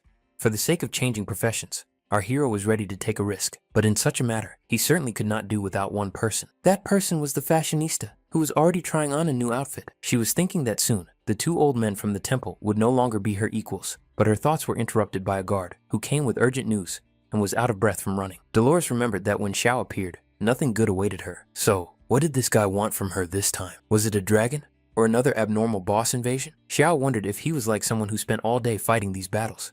Actually, he wasn't similar. He was exactly like that. Xiao began to explain why he had come. However, it was nothing special. He planned to visit the Temple of Fire. Dolores was indignant. Did this little guy even want to annoy the gods? The sorceress wished him a safe journey, but she was not going to deal with it. Xiao suggested bargaining. They could always discuss the price. But what was there to talk about? Yes, the Temple of Fire was full of treasures. But even if he wanted to get there, Dolores couldn't imagine how he would find his way. Xiao admitted that he had no intention of going, but accidentally got a dwarf compass that could point the way to the Temple of Fire, which Dolores, of course, did not believe. The girl wanted to understand why Xiao wanted to go there after all. She didn't want to die for nothing. He honestly admitted that he needed a change of profession. In that case, Dolores demanded a week to prepare, but there was no time to prepare. They had to leave right away, and if her sister didn't go, Xiao would go alone. Dolores was confused, because they hadn't even discussed the reward, as Xiao was already moving forward, but the temple was full of treasures, so the sister had to think carefully. Of course, Dolores didn't want to miss such a chance to visit the Temple of Fire, so she followed Xiao without any preparation. 2 days later, they finally found themselves in the fiery wasteland. Dolores felt like she was about to roast alive. Did Xiao really know where he was going, or had the gnomes tricked him? Xiao finally noticed that the compass's reaction was getting stronger, which meant they were very close. Then suddenly, they saw a level 100 fire shark in front of them. It was an elite monster of this area, and once again, Xiao left this filthy shark to his sister Dolores. After this trip, she would never want to eat fried shark again in her life. She may have frozen one shark, but immediately another dozen appeared. The sorceress was a little confused, because she couldn't even understand where these creatures had come from, and the compass's reaction was getting stronger and stronger. But Dolores thought something was wrong here. Among all these sharks, they discovered an unusual portal that had not been there before. Apparently, it was the main gate of the Temple of Fire. There were no other assumptions. But now there were other problems. The sharks were getting closer, and they were aggressive. Dolores was barely managing to deal with a few of them, but she couldn't take them all on. So Xiao decided to use the coin shield to break through, and asked his sister to buff him with acceleration and cover him while he broke through. Dolores, of course, did not refuse, but reminded the guy not to forget about the reward for her sister. Xiao remembered this, of course. He always paid generously, which the sorceress could be sure of. Even with the fire spirit crystal, he was taking heavy damage, so he tried to run as fast as he could. No one could stop him, not even the gods. He was about to jump into the portal. Upon exiting the portal, he discovered some kind of abandoned temple. In front of him stood a huge statue, either a monster or a guardian, demanding that the intruder state the reason for his visit. Xiao decided to give another reason, which was hidden in the exploration of the temple ruins. But the guardian knew that Xiao needed his blessing to activate his potential. So what was he waiting for? He needed to kneel before him. The second career change required a blessing. Xiao had to offer his most sincere praise and wishes to the guard to submit to him. Then, he would give his blessing and protection. Abus felt that something was wrong with this statue, and Xiao himself did not like that the statue wanted to force the young master to kneel. For this bold young man, kneeling before Hephaestus, the great god of fire and blacksmithing, should have been the highest honor. Xiao had to immediately show his sincerity to Hephaestus and kneel before him. A living person could not allow himself to be intimidated by some broken statue. Xiao didn't care that it was a statue of some god. He also had a divine artifact, and he was not going to kneel. Suddenly, the little green creature jumped out on its own and decided to defend its master. Xiao was very upset that the green baby had gone on the attack and asked him to come back, but he didn't listen and had already attacked. The green baby managed to inflict about 100,000 points of damage on the statue. Then Xiao thought, could hatred for the gods be so deeply rooted in the blood of dragons? How dare this insignificant human go against his will? Hephaestus claimed that Xiao had made a huge mistake. The demon imprisoned in the dungeon could now break free, and Xiao would now pay dearly for his audacity. Xiao was under attack from an immeasurable force. He had to leave this place immediately. Apparently, the destruction of the statue had indeed aroused the wrath of the god. And then the real nightmare began. The ruined temple began to collapse even further. Xiao couldn't believe that it was really the god of fire. He had no chance in a battle with the god. Was he really going to die here? He heard the words echoing, Hephaestus, be damned. They spread throughout the hall. Then the floor beneath our hero simply collapsed, and he began to fall into the void. An earthquake began in the temple. Xiao flew down at tremendous speed and felt no ground beneath him. And when he landed, it was not the softest landing. He found himself in some kind of hall again. Everything around him was burning, and Xiao tried to recover a little. But amid the heat, he saw an immortal divine phoenix that was bound in chains. All information about it was unknown. But could this be the terrible creature Thor had spoken of? A demon subdued by the god of fire? The phoenix asked him if this was the man who had broken the statue of Hephaestus. Xiao admitted that it was. Judging by the tone of the god of fire earlier, one might think that there was irreconcilable enmity between them. The phoenix thought it was well done, but advised Xiao to leave as soon as possible. Otherwise, when Hephaestus appeared, he would be in trouble. Now that the statue had been destroyed, Xiao had awakened. Very soon, the phoenix would break its chains, and Hephaestus would surely appear before that moment. Xiao did not understand. If the phoenix could break its chains, why was it locked up in the first place? The reason was the meanness and conspiracy of the vile false god Hephaestus. He took advantage of the phoenix's weakness after the birth of its offspring and treacherously attacked it. Xiao was very interested when he learned that there was offspring here. He thought he could save it if he knew where it was. The phoenix understood what this was all about, but the bird warned the man, the beast charmer, not to dream in vain, for its lineage was so noble that an ordinary man could not control it. Only Xiao didn't stand there and talk so much, simply because he wanted to entertain the bird and decided to demonstrate what the green baby was capable of. The phoenix was very surprised when he saw how an insignificant man controlled a dragon of divine level. In his opinion, it was impossible. And how could the dragon god, the dragon of justice, make such a choice and bestow the blessing of the dragon god upon a human being? Xiao no longer wanted to talk idly and demanded that the bird tell him where his offspring was.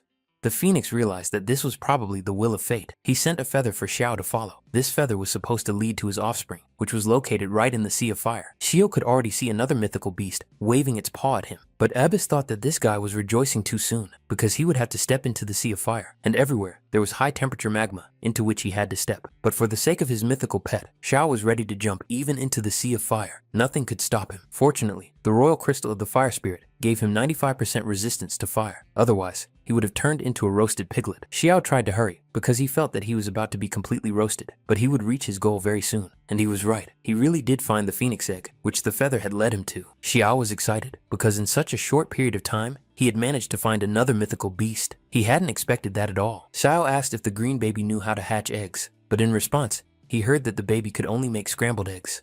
When he was about to take the egg away, an authoritative voice asked who was there. Our hero's defense was completely destroyed with a single blow. In his confusion, he couldn't even hold on to the egg. A huge hand emerged from the magma, about to strike our hero. Abyss tried to talk some sense into the boy so that he would run away as quickly as possible. The old man did not understand why he always went to steal eggs in such dangerous places. Fortunately, luck was on their side, and Xiao managed to successfully retrieve the egg again. Even the phoenix was surprised that he had made it. How could this ordinary mortal of the 40th level get through such terrible lava? Although the bird lived in this heat, it understood perfectly well how dangerous it was for humans. But stealing an egg was no big deal. Xiao was already a pro at this, as it wasn't the first time he had done something like this. Suddenly, Hephaestus awoke, for this pathetic mortal had destroyed the statue and even dared to touch the egg. His sin was unforgivable. Hephaestus was going to tear him to pieces with his own hands. The phoenix asked this man to leave as soon as possible because Hephaestus was about to arrive, and then Xiao would not be able to escape. Xiao had to take the phoenix's child and go as far away as possible. When the child grew up, it would destroy all these scoundrels. Xiao thought about it. Dolores wasn't here, and if this god of fire showed up, even with a money shield, he wouldn't have enough gold on his own. So he wondered if there really was no way to free the phoenix from the seal. There was a way, but Xiao was too weak for it. Even the strongest among humans might not be able to help. Still, Xiao wanted to hear it out, in case he could do it. Then the phoenix pointed to two seals flickering with black smoke. These were two divine seals that could only be removed by destroying them simultaneously. Mortals could not open divine seals. To Xiao, it didn't sound difficult at all, and he thought that with the horn of the god of destruction, it should work. The phoenix was surprised that Xiao even possessed such a divine artifact, but one item was still not enough. To remove both seals at the same time, two divine items were needed. Xiao did not possess two divine artifacts, but he did have a cooling stone. This way, he could use the power of the god of destruction twice at once. Meanwhile, the great god of fire descended here, so that Xiao could meet his wrath. Being personally torn to pieces by Hephaestus was the greatest honor of Xiao's life, as Hephaestus himself believed. The divine power in Xiao and this creature would all become food for Hephaestus. There was no other way out. Xiao had to take a risk and not let that old croak of a god of fire get his way. Otherwise, everything would have been in vain. There was no time to run away, and it was too late. Xiao decided to stay and try to carry out his plan. He didn't care which god had imposed this seal, he just wanted to break it. And so, he decided to combine the horn of the god of rage with the effect of the cooling stone. The seal began to crack like thin glass. Had Xiao won again? How dare this mortal do such a thing? It was completely unacceptable to Hephaestus. From the huge flames, the athletic figure of the giant gradually began to emerge. It was the god of fire, Hephaestus himself. He demanded that Xiao sacrifice his pitiful life. Xiao certainly did not expect this god to be so huge. He was clearly no match for him. Since the great god of fire had descended upon these mortals, he now demanded that Xiao kneel before him. But at the same time, the phoenix began to break free from its chains, liberating its body. Hephaestus arrived just in time. The phoenix was already free and couldn't wait to take revenge on its enemy. The mutant could not believe what was happening and that the phoenix had been able to break the seal. But it was time for the vile false god to pay for his sins. Only the dirty blood of Hephaestus could wash away the phoenix's humiliation. During the years plunged into darkness, the phoenix managed to preserve its strength, and when it was freed, it did not miss the opportunity to repay its enemy in kind. Xiao understood perfectly well that this was not a battle they could interfere in, and that they should hide as far away as possible. Hephaestus did not believe that the phoenix still had any strength left, for it had been locked away for so many years, and its powers must have been exhausted to the limit. But the phoenix was not going to give up, no matter what. Revenge was now one of her main goals. This vile false god had to pay blood for blood. The battle was so powerful that it was difficult to stay on the surface, and being struck by this force, he fell into the magma. Fortunately, he realized what was happening and activated his money shield in time to survive the turmoil. Hephaestus was slowly being destroyed, unable to withstand the power of the phoenix. And the phoenix herself only wanted Hephaestus to experience what it was like to be melted alive. Hephaestus considered the phoenix a traitor because she dared to challenge the deity and then dared to call herself a god. The battle was not yet over, but strength and luck were clearly on the phoenix's side. After several blows, the phoenix managed to defeat Hephaestus. He fell dead and did not rise again. This immortal divine phoenix was incredibly cruel. The god of fire was torn to pieces just like that. Abbas thought to himself that Xiao had just stolen the phoenix's chick. Would the phoenix tear Xiao to pieces too? But for now, she was dealing with Hephaestus. The god's blood would allow her to be reborn in the flames. The bird literally bathed in the god's blood, restoring all its strength. Xiao thought that he didn't need any egg, so he decided to leave because this phoenix was too strong. But the bird stopped him, and Xiao immediately began to explain that it was all a misunderstanding and that he would return the egg to its mother. The phoenix did not understand what misunderstanding Xiao was talking about. She wanted to thank him. The bird gave our hero 2 drops of the blood of the false god. This was Xiao's gift from the phoenix.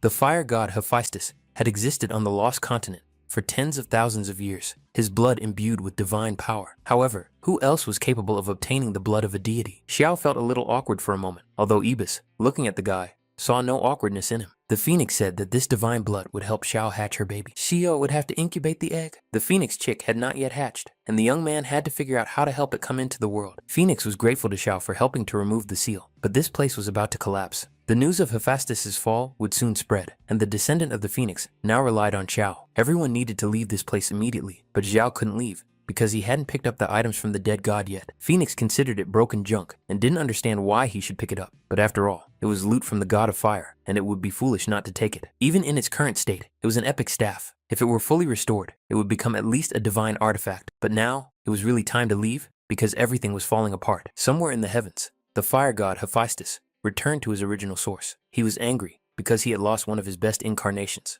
But Hephaestus was only one incarnation, and many did not understand why there was cause for panic. And yet, Hephaestus had lost the incarnation that guarded the immortal divine phoenix. If his feelings were not deceiving him, then the world had already collapsed. The immortal divine phoenix was a key part of the gods' plan. They had sacrificed a part of their divine essence to seal it away, and now Hephaestus was telling them that this world had been destroyed. They demanded an explanation from Hephaestus, accused him, and believed that he deserved death for being useless. But someone's commanding voice ordered everyone to shut up and demanded silence. After so many years, the absorption of essence should be enough. They had to find the source of the problem. Dolores was still waiting faithfully and patiently at the entrance to the Temple of Fire. The spellcaster saw that the Temple of Fire was about to collapse. She even began to worry that the guy had died there. But suddenly, just a few minutes before the temple collapsed, he flew out from another place, along with a huge bird. That little bastard was alive after all. Could it be that Sister Dolores had hoped he would die? Then the girl noticed the immortal divine phoenix. Of course, such a sorceress recognized the bird, but she had no idea how Xiao had managed to connect with a creature of such a high level. The phoenix did not stay long. She flew away, but before leaving, she asked Xiao to take care of her offspring. When the time came, they would meet again. Xiao felt a little confused. He probably didn't even expect the phoenix to actually entrust her child to him. Just think, Xiao not only managed to escape from that place alive, but also managed to capture the phoenix's egg. He was simply blessed with good fortune. In addition, he managed to get his hands on something else. Dolores needed only one glance to understand that Xiao was holding the blood of a deity in his hands. Thanks to the infusion of divinity, the potential of the professions of God, of wealth, and Lord of divine beasts was revealed. Thus, his professions advanced to a new level. Ebis congratulated Xiao, because thanks to his advancement in the profession of God of wealth, the old man had also grown stronger. Moreover, his profession skills had indeed grown powerfully, with a daily increase in gold of 2%. Even Buffett would have to bow down before him. His innate talent also improved. As the Lord of divine beasts, Xiao bestowed the blessings of the God of beasts upon his pets, thereby increasing their characteristics by 50%. And with the unique talent of boundless taming, if a royal level pet is developed to its limit, it can evolve to the mythical level. What can I say? His hidden profession was very powerful, and even his sister was a little jealous of him. Suddenly, they noticed that the egg had moved, and they were sure they hadn't imagined it. Was the little phoenix about to hatch? It was supposed to hatch in 72 hours. The advancement and strengthening of Xiao's divinity accelerated the hatching process of the phoenix egg, so they decided to wait and then return home. Dolores thought Xiao would want to walk some more, but he didn't want to come back here anymore. Finally, when it was time to return, Xiao and Dolores found themselves in the main city, but immediately heard a strange noise. Someone was chasing someone away, and threatening that if this person came back to bother him again, he would not stand on ceremony and would simply kill him. Standing before our hero was the city governor, Yalong, dressed in a strange costume. The Lord greeted Ye Xiao, who asked in bewilderment what kind of outfit he was wearing, and what he was playing at, and what was going on here anyway. But it was difficult for Mr. Yellen to explain everything right away. The guard asked Ye Xiao to come closer, and he would tell him everything. The mayor had his reasons for all this, and it was all for the sake of rebuilding the main city. Ever since Xiao brought the gnomes to the city, the mayor had been trying in every way to persuade them to help with the restoration of the city. But these gnomes were peculiar and completely ignored him. You may ask, what is the connection between this and the mayor's outfit? Yalong was completely desperate and decided to meet the gnomes halfway when he learned that they loved rice very much. Just imagine, the mayor cosplayed as rice. What kind of sophisticated logic did this man have to come up with such an idea? Xiao asked the warrior to return and tell the mayor to change back quickly while he would deal with the gnomes himself. The warrior had no doubt that if Xiao took care of it, it would be resolved. But okay, the mayor, why were these gnomes so stubborn? Thor, out of habit, began to curse again, thinking that it was that madman again. He promised that he would not even look at the fact that Yalong was Ye Xiao's friend and would beat him up. But when Thor saw Xiao in the room, he immediately relaxed. He clearly did not expect to see him so soon. Xiao briefly explained that he had managed to find the Temple of Fire and even managed to enter it. Thor was already hoping that Xiao would be able to take them back there, but he had to disappoint them. The temple had already been destroyed, and he had only managed to capture the staff of the God of Fire himself. Xiao held the staff of the God of Fire in his hands, which meant that he was the messenger of the God of Fire. The gnomes couldn't resist asking Xiao to show them the way and lead their people. Xiao, of course, did not miss this opportunity and ordered them to follow his instructions, namely, to stay in the main city and help rebuild it. None of the gnomes dared to object. They obeyed the messenger's instructions, and Thor was about to inform the rest of the gnomes. Moreover, Xiao had several items that Thor needed to make, which was no problem for him. Yalin still had not lost hope. This time, he decided to dress up as a pancake, hoping to win the favor of the gnomes. But news came to the mayor that Thor had already left with Mr. Xiao. The other gnomes had already left to help rebuild the city. Yalin thought that his efforts had finally touched the hearts of the gnomes and was delighted with this progress. But the warrior had to disappoint his master, because in fact, it was Mr. Xiao who had convinced the gnomes. Yalong had tried for so long to convince them, and nothing worked, but it took Xiao only a few minutes. No one knew the details of how he did it. All that was known was that Xiao said a few words, and Thor immediately agreed happily, but it seemed that he didn't say anything special to him. The mayor decided to leave, and when the warrior asked him where, he replied that he had decided to go work at the circus.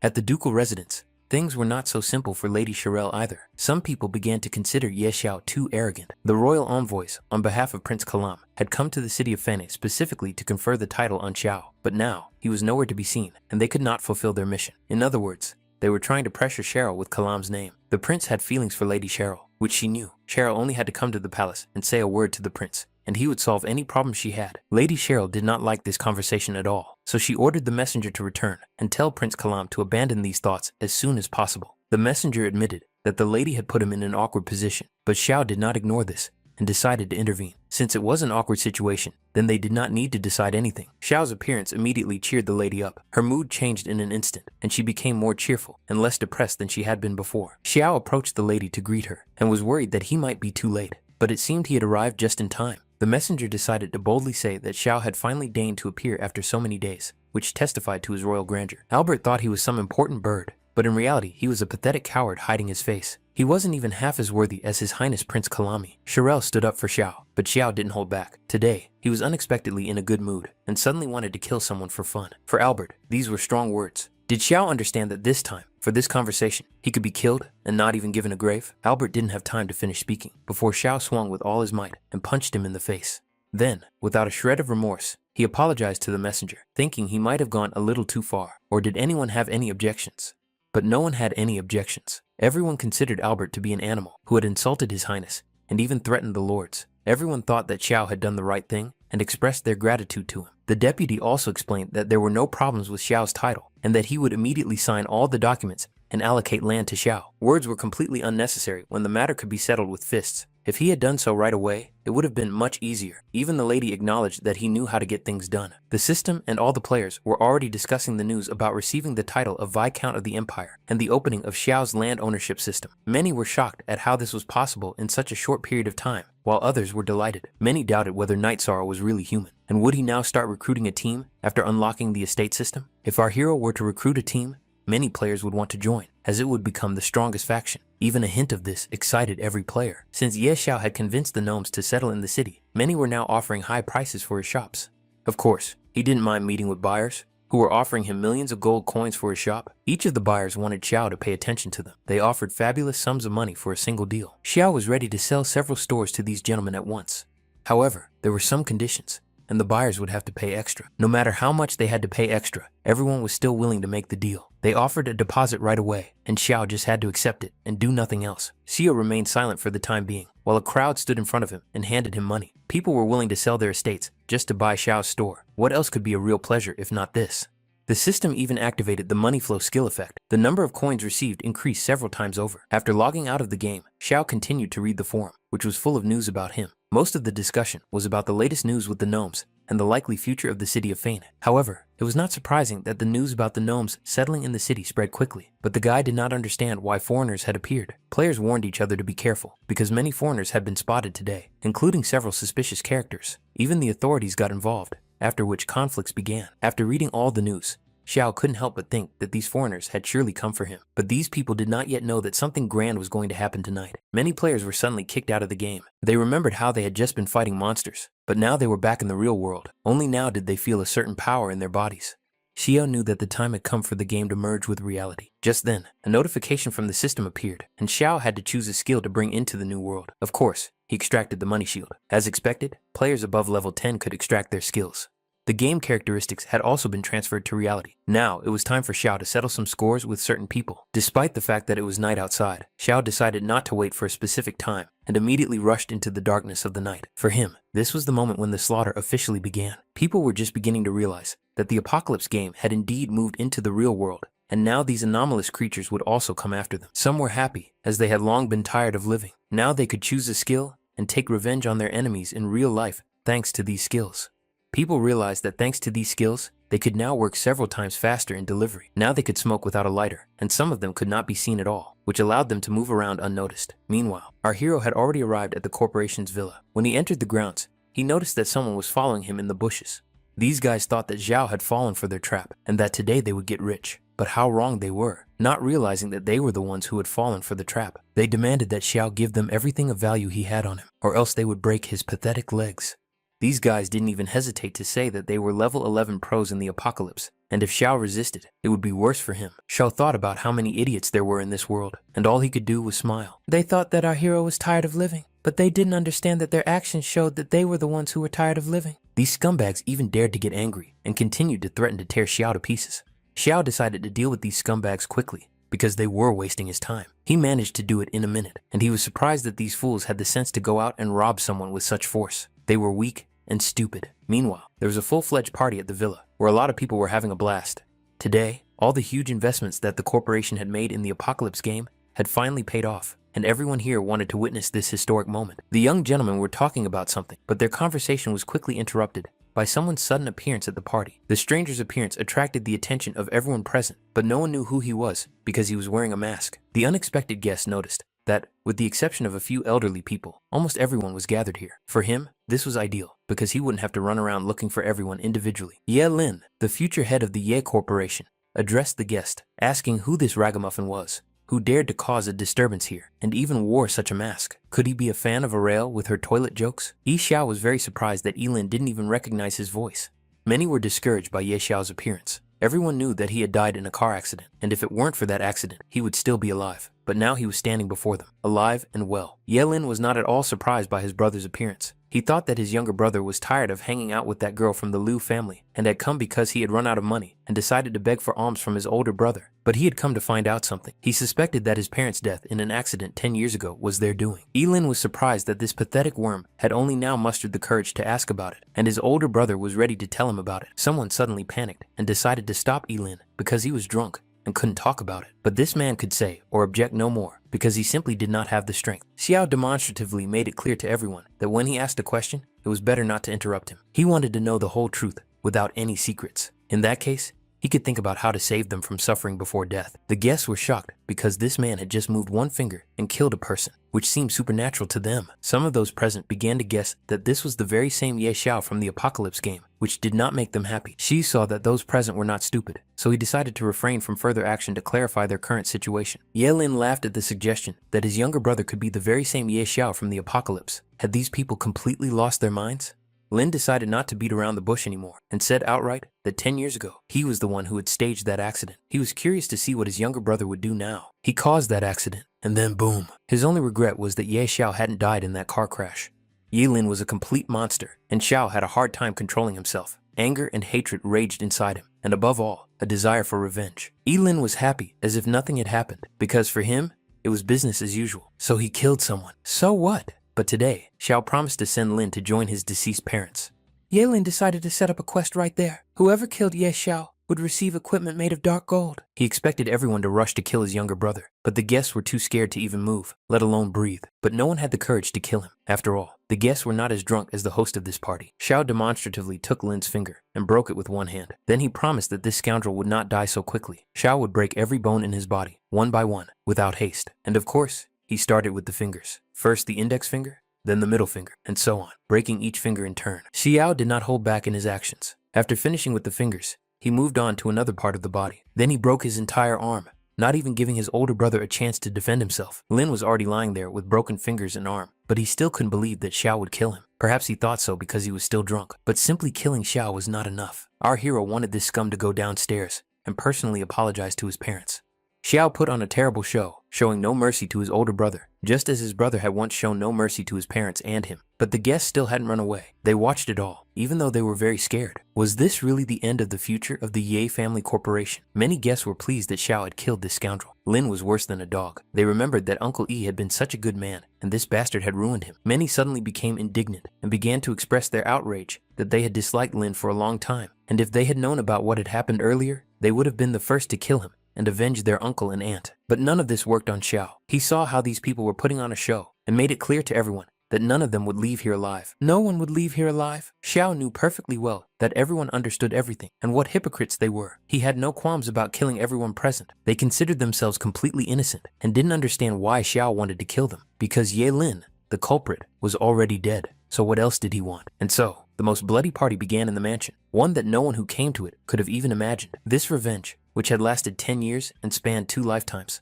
was finally accomplished today. The evidence and reminder of it remained on Xiao's clothes. The entire main hall was stained with blood, just as Xiao had promised, and no one left the party alive, except him. After the apocalypse became a reality, many couldn't help but rejoice in their newfound power. With their current abilities, each member of this gang could easily take on an entire armed squad on their own. But they didn't rush to rejoice, because they remembered Ye Xiao, who was at level 40. But some were too reckless. What was there to fear? There were 5 of them, and he was alone. They thought they could beat him so badly that he would lie at their feet and beg for mercy. Suddenly, a huge hole appeared in their room, and the wall shattered into small pieces of stone. It was Xiao. With his appearance, he made it clear that there was no need to wait for him, because he was already there. Of course, the gang recognized him immediately, but they couldn't understand how Xiao had managed to find this place.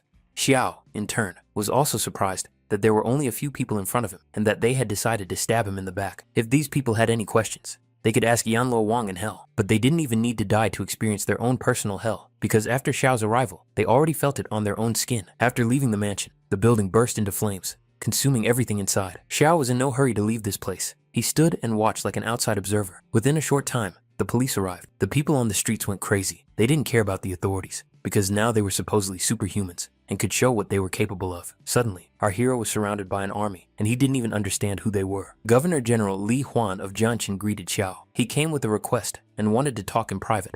Xiao was ready to listen to the man and asked him to say directly what he wanted. Li Han reminded him of the current situation in the city, which was completely immersed in chaos. Therefore, the Governor General hoped that Xiao would help restore order and wanted to know what Xiao thought about it. It wasn't that our hero was against it, but he also had his own conditions on the matter. A new discussion appeared on the Apocalypse game forum about how Night Sorrow had finally appeared and was even confirmed by his official account. Qin Yaran was extremely surprised when she learned that Night Sorrow was indeed Ye Xiao. She continued to blame Jihan for everything, because if he hadn't constantly turned her against Yao, she would have treated him well. Ye Xiao was a grown man, Yaran thought. So what if she was a little inattentive to him? Was that a reason to be so petty and disappear? Qin Yaran was determined to find him no matter what, and hoped that he would come back to her. Many players were happy that Ye Xiao had appeared and brought order to their city. If it weren't for him, the city would still be in complete chaos.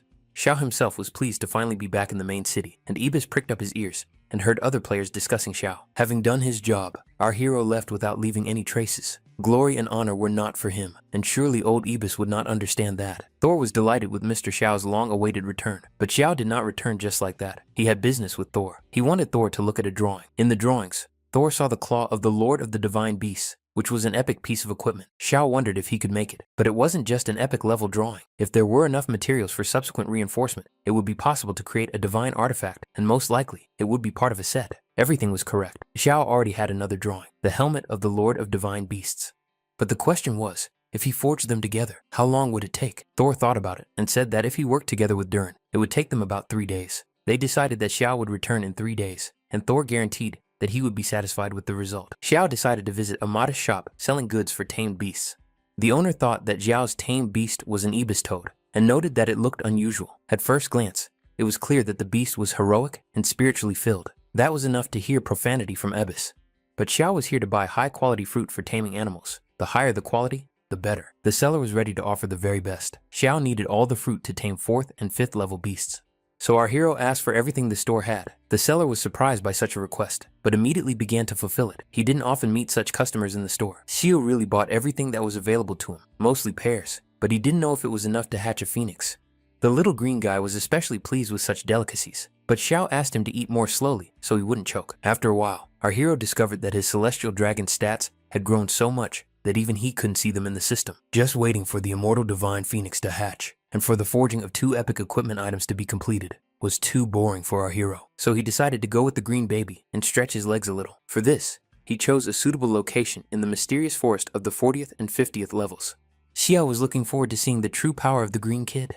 Upon entering the location, however, as with any other, monsters immediately rushed at them. The green kid was already prepared to attack. He didn't even need to climb up to make his attack more effective. It was strong enough on his 4 paws. The level 50 monsters died after 1 hit, even though they were several times larger than the green baby itself. That's the power of a celestial dragon. So he raised his level to 41, but after reaching level 40, the experience required to level up became too much. Nevertheless, despite the difficulties, it was impossible to stop. Xiao wanted to go deeper into the forest and lure even more monsters, and then kill them all at once.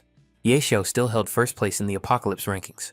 Already at level 41, players noticed that his leveling speed had finally slowed down, 1 level in 2 days. Many talked about it with such enthusiasm, as if they themselves had achieved some outstanding results, but they understood perfectly well that after level 40, leveling up would be simply impossible for them. When they reached that stage, they would have to grind for months just to level up, and it would probably take decades to reach level 100. Many of them realized that they would never even reach level 40 in their lifetime. Xiao was still in that forest, a green kid who had no trouble killing all the monsters, even with the boss, but he still didn't level up. Ebis reminded our hero that the time for the phoenix egg to hatch was almost up. Xiao noticed that there really should have been enough time, so he took out the egg to at least take a look. The egg stirred, which seemed like a very exciting moment for Xiao. Then the shell began to crack and finally burst open, revealing a bright glow inside. Thus, another immortal divine phoenix appeared in the world. Now before Xiao stood the very divine beast that had remained in the egg for hundreds of years and could not hatch. And this legendary moment was given to him, Ye Xiao. Even at the first level, the phoenix was already much stronger than the green baby at the 40th level. When taking damage, the phoenix forcibly fixed it, and at the same time, ignored any damage and all instant death effects, and upon completion, it entered a state of nirvana. This bird had many incredible skills: flames that burned the heavens, a comet that brought down the stars, and a soul explosion. Yes, it was a true god of mass attacks. Xiao was very lucky. Now he was thinking about what to name it. In the Temple of Fire, its mother had left the name Luo Huang, but Xiao thought it sounded too heavy, so he decided to call it Xiao Huo. But he discovered that the bird did not like this name at all. Then he suggested several others, such as Xiao Hong or Xiao Hua, but the phoenix rejected these names. and Xiao had to agree to the name of its mother, Luo Huang. Xiao noted that the phoenix was quite stubborn, but our hero was also stubborn and decided that he would call the bird Xiao Lo in everyday life. All this pleasant chatter was interrupted by a strange phenomenon. A dark, thick fog appeared right next to them. Xiao quickly realized that it was poison from poisonous rats. These nasty creatures spat poison and caused long-lasting damage from poisoning. The green kid decided to solve this problem with his fire, but our hero ran away from there as quickly as possible and asked the green kid not to fight and to run away too. There were a lot of poisonous rats, and for the first time in a long time, Xiao was so scared that he tried to escape from there as quickly as possible. But there was nowhere to run because they surrounded him on all sides. He was in danger. Then it was Xiao Lo's turn. Perhaps the bird could show what it was capable of. Only flames burning the heavens could resist the poison. The rats fell like lightning after such damage. They could not withstand the power that the phoenix held within itself. After the rats died, Xiao increased his experience points. Xiao Lo's attack reminded him of fireworks being set off. Xiao Lo was terrifying because he himself was fire, and no one could resist his power. The phoenix was powerful by birth. Thus, our hero and the green kid managed to reach level 43, and the players could already see how Xiao had risen 2 levels in one day. For them, it was unrealistically fast, but for Xiao, it didn't even require any effort. And again, Xiao rose to the 44th level, which seemed completely impossible. Well, the players guessed that he probably killed some kind of boss. And yet, what was happening seemed like a dream to them. After all, Xiao had risen another 2 levels to level 46. How could this even be possible? The news was all over the place. Everyone was talking about it. Many players would probably give anything to learn the secret of such a level up. Xiao Lu destroyed all the poisonous rats within his radius, and only rose 5 levels. As expected, pack monsters gave significantly less experience. Xiao Lo did a very good job, but the work didn't stop there. Xiao wanted to go deeper into the forest and try to reach level 50 after all. But they hadn't even taken a step when rats appeared on the path again. The bird had work to do again. It was a great opportunity to level up, and at the same time, Xiao Lo effortlessly destroyed all the rats in his path with fire. Thus, Luo Huang managed to raise his level to 42 and the green baby to 48, just like Xiao. Now the 50th level was within reach. In addition, a system message suddenly appeared. It was a notification that the Beast Lord set had already been created in the main city. In that case, our hero decided to pause his leveling and return to the main city to take a look at his new set. Xiao came to the blacksmith shop with anticipation and couldn't wait to see his long-awaited set. Thor, in turn, proudly presented the work of art that he had created with his own hands for his master. During the forging process, they discovered that this equipment even had a hidden function. When our hero put on the claw of the Lord of Beasts, its appearance could be shown or hidden. The claw contained some of the power of the Lord of Beasts, and it could be strengthened even more. Another piece was also ready, the Beast Lord's helmet. When Xiao put everything on, the set bonus was activated, the Blessing of the Lord of Beasts. It improved final damage and resistance to all attributes, and was activated only when 2 items from the set were broken. Abyss even made a peculiar compliment that Xiao looked terribly ugly in this helmet, although in Thor's opinion, everything looked great. The old man simply did not understand that the most important thing about equipment was its usefulness. Besides, Xiao could easily hide its appearance. Xiao thanked Thor for his excellent work and left because he still had some business to attend to. Meanwhile, other rumors were already spreading in the city, and this time, they weren't about Xiao. Something serious had happened in a certain city called Shuyue. It had been attacked. Xiao knew nothing about this city, so he wanted to find out more about this news first, and suddenly remembered one person. An interesting visitor came to see Mrs. Dolores. Without even trying to find out who it was, the witch refused to see him, pretending she wasn't home. But this visitor was too persistent. He couldn't understand how anyone could ignore guests like that. Xiao was the kind of guest Dolores didn't expect anything good from, but as always, she decided to listen to him. Xiao asked what had happened in the city of Shuyue, so she told him that a gray mist had descended on the city's surroundings, and at the current rate, it could engulf the entire city. Dolores also studied the records. According to the chronicles of the Supreme Temple, the appearance of this plague was associated with one of the evil gods. This evil god was responsible for the spread of plague and contagion. He was so repulsive that even the temple would not accept him. Xiao inquired about the name of this god, which was Sekhmet. Dolores, in turn, hoped that he was not going to Shuyue, and if so, she warned him not to venture into that swamp. But as they say, fortune lies in danger. Xiao really wanted to visit Shuyue. In that case, Dolores decided to go with him because the Supreme Temple had entrusted her with investigating the matter. Xiao was, of course, much calmer with his sister, but in order not to listen to the guy's flattery for too long, the sorceress decided that they would set off tomorrow morning. After all, she needed to prepare the teleportation to the city, so preparation was important. In the morning, the Forest of Emeralds in Shuyue was intact, but by evening, half of it had been swallowed up by the fierce mist. Which of the bosses could have released such a biological weapon? The players could only guess. But problems also began in other cities. In Silver City, players stumbled upon a glowing idol stone that teleported them back to the city, and in Shadow City, a bunch of monsters gathered at the altar. There were dozens of such cases in different cities. Could it all be the work of an evil god? What was he trying to achieve? The next day, Dolores had already prepared a portal in the High Temple. Fortunately, the portal to Shuyu was accessible. Together with the sorceress, our hero would be able to immediately teleport to the outskirts of the city without any problems. Xiao jokingly remarked that it was much more convenient with Dolores. Whether you wanted to go or not, everything was easy. But there was no time to chat. The portal was too unstable, and Xiao had to hurry. They moved through space quite easily and found themselves in a completely different city, Shuyue. This is what the Shuyue area looked like. A modest bridge, a clean river, and lots of greenery. Minimal signs of civilization, it would seem. What problems could there be in this place? Everything around was clean, nature was fragrant, birds were flying, the sky was bright. But if you looked the other way, the situation changed dramatically, and it became clear what was wrong. A gray haze spoiled the entire landscape. It spread even faster than anyone could have imagined. Xiao decided to go to the city itself, and investigating the gray haze was, of course, the direct responsibility of Sister Dolores. The sorceress wished her beloved scoundrel good luck and told him to take care of himself. She couldn't go any further with him. Our hero finally found himself in the city itself, right in front of the Shuyu fortress. But he was surprised by what he saw, because quite a few people were leaving the city. One man had just bought a house in the city and had not yet settled in when disaster struck. People insisted that it was all because of the miners, because they had been told not to go near Shuyue Lake, but they did not listen and incurred the wrath of the deity. Everyone in the city was already dead. Only one girl remained alive, the one Xiao was now interested in. Who was he to her? A relative? He decided to lie and say that he had been sent by the Supreme Temple to investigate the source of the gray mist, and he had just heard a conversation about it, so he wanted to know more. So he was told something by the girl. Aisha was the daughter of a miner from the Bishui district. Her entire family had died from the gray mist, and the men felt sorry for the child. Aisha had been isolated by people from the church, and was probably now in the temple in the Bishui district, where Xiao could find her. But before he left, Xiao was warned to be careful. If he became infected with the gray mist, even the best healers in the city would not be able to help him. Xiao thanked him for the information, but the decision was his to make. Should he risk his life or not? This Aisha was the one he was looking for, and it seemed that now he would have to enter the church. Finding her was not difficult, but who would have thought that there would be guards at the entrance to the church? It was very dangerous inside, and they insisted that the gentlemen leave, otherwise they would be ready to use force.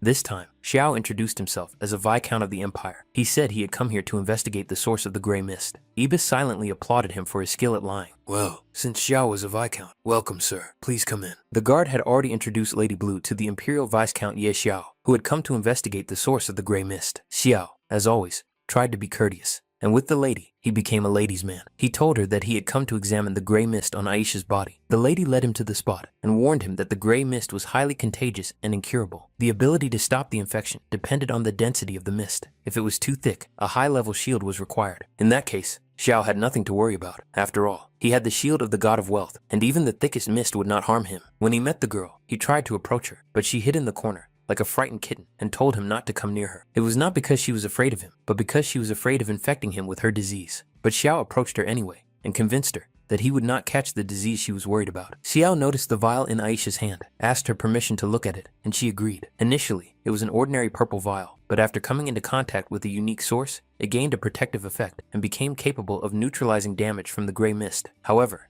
at the same time, the vial was cursed, and only Aisha could touch it. Xiao thought that this item was causing the curse damage. Only Aisha could benefit from its positive effects. The girl tried to remember where she had found this item, and it turned out that it was at the Lake of Griffins, on the western outskirts of the city. There was a cave there, and there was something else inside. He confirmed his guesses, and Aisha helped him a lot with that, for which he was grateful to her. The girl, in turn, was also grateful to him for coming to visit her, and in gratitude, she gave him a glass ball. It was Aisha's favorite glass ball. For her, as a girl, there was nothing more attractive than this ball, and even her parents didn't know about it. Who knows? Maybe it will come in handy, Xiao thought. Finally, he promised the girl that as soon as he dealt with the gray mist, he would return to her. When he left Aisha, he briefly told Sine that he was heading to the Lake of Griffins, although this lake had already been engulfed by the gray mist. But for Xiao, this was not a problem at all, because he was going there precisely to deal with this mist. Sina considered Xiao to be an outstanding person. Moreover, Xiao had earned her favor. The closer our hero got to the Lake of Griffins, the more damage he suffered. The lake was supposed to be directly to the north, less than 5 kilometers away. Xiao expected to get there very soon, but what a surprise it was when he spotted other people in the gray haze. Then he began to suspect that they were people from the High Temple. Dolores was arguing loudly about something. She did not want to take any risks, and was against some kind of undertaking. The warriors tried to persuade her, because only her blessing would give them strength. Even if she, a divine sorceress, stayed here, no one else would dare to go on. It seemed that the mission was doomed to failure. The warriors even considered retreating. Xiao happily greeted his sister. After all, it had been less than 2 hours since they had last seen each other. The warriors, of course, did not know who Ye Xiao was, or why even Lady Dolores knew him. The sorceress, in turn, did not understand how he had ended up here. Then he had to tell them that during his investigation, he had picked up a trail and decided to check what was happening here. And this group was discussing the gray mist here. So our hero decided not to disturb them, told them to continue, and went on ahead, as he had his own business to attend to. The warriors were very surprised by his arrogance. After all, he just walked away. Was he crazy? Nevertheless, the warriors waited for at least some kind of command from Dolores, since she was the leader here. They even thought about trying to enter as well. Then the sorceress made up her mind and said that they were going. They were definitely going. After all, Dolores never admitted defeat. She went herself. And as for the others, if you want to go, go. At the funeral, she promised to throw them some more papers. Meanwhile, Xiao continued walking and took more and more damage. Unfortunately, he couldn't do anything about it. He just had to endure this moment and show courage.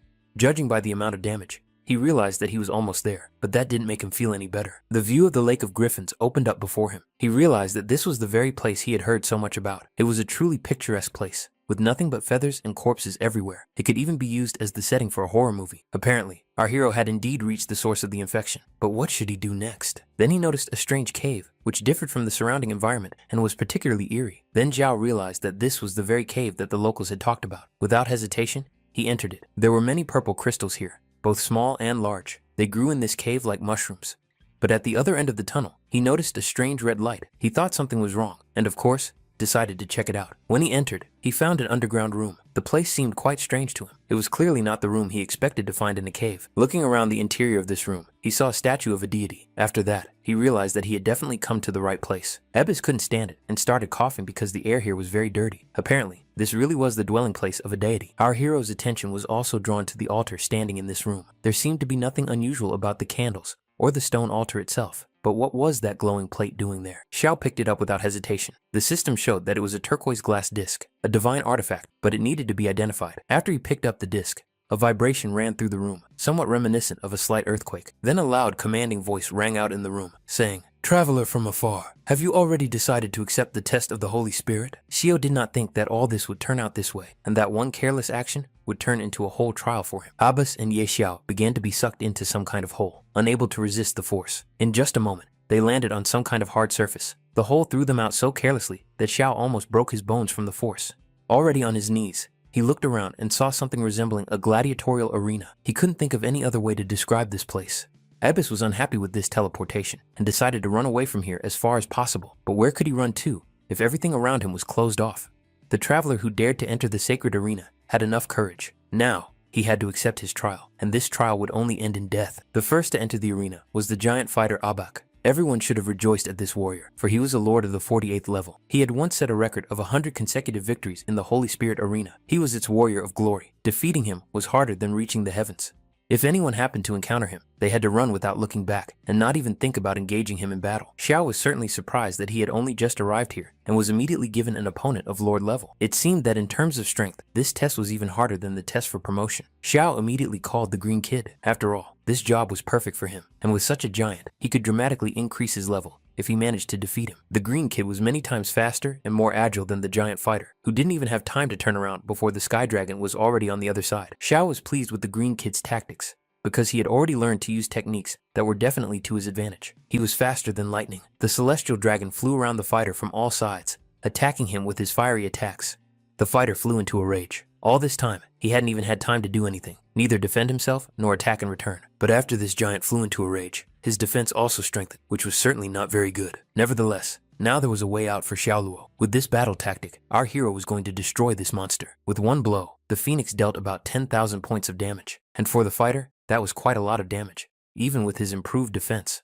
The giant couldn't withstand such an onslaught and simply collapsed to the floor, unable to muster the strength to get back up. Just think, he didn't even attack his opponent during the entire battle, as he had already been killed. Xiaoluo managed to raise his level to 43 again, which made Xiao very happy. Although it was not easy to raise his level, thanks to this dangerous place, it was easier than in the city. As loot, our hero received a dark gold battle hammer of valor, an epic rank shield of valor, and dark gold leather armor. This time, he hit the jackpot. The statue of the god that appeared congratulated the foreign warrior Xiao for defeating the indestructible Abaka, but there was no time to celebrate, because ahead of him lay the true cruelty of the arena of the Holy Spirit, and no one knew if he would withstand this test. The deity sent Alec, a new warrior of the arena, to teach this stranger a lesson. The giant warrior was a level 48 lord. She had once set a record of 100 consecutive victories in the Holy Spirit arena. She was a warrior of glory, and escaping from her as fast as the wind was harder than entering heaven. If a warrior faced her, he had to stand tall and fight so that he would die with dignity. Xiao was a little scared, because this was another Lord-level opponent. Alec was very unhappy because this stranger dared to kill her husband, and now he had to pay for it with his life. The warrior directed her energy toward her husband's body, trying to revive him. Xiao quickly realized what she wanted, so he ordered Xiao and the green kid not to give her a single chance to do so. They both joined forces and launched an attack against the warrior, who was as slow as her husband. For some reason,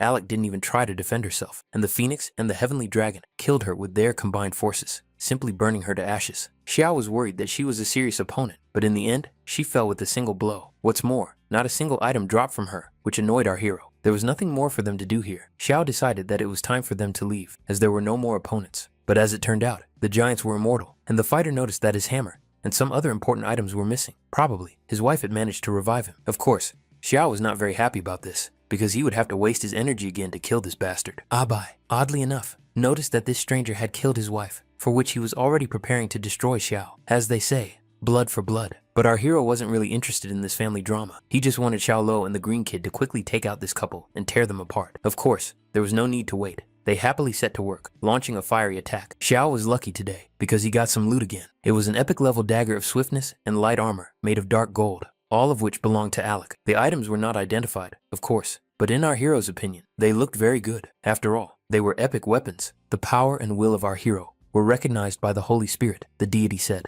Now, the path to ascension would open before him. Now, the Holy Spirit of the Apocalypse was to appear at the command of the deity. Another giant began to emerge from under the floor, and Xiao kept wondering what this strange mechanism was. After all, he had never encountered anything like it before. When the giant was completely in the arena, there was a concrete surface under his feet, from one of the holes of which a green plate protruded, just like in that room. Xiao, unable to shake his habit of picking everything up, naturally took the plate and began to examine it, thinking it was a divine artifact. But a menacing and authoritative voice ordered the stranger to put the object back, as he had no right to touch it. A gray mist began to appear in the arena again, and it became clear that it was all the work of the giant who had appeared before him. The green baby suddenly began to behave strangely, flying from one side to the other, which caused his master to misunderstand him. Then, his loud roar spread throughout the arena, causing a huge vibration. It was the true power of the dragon of the heavens. After that roar, the giant shattered into pieces like some kind of statue, which is probably what it was.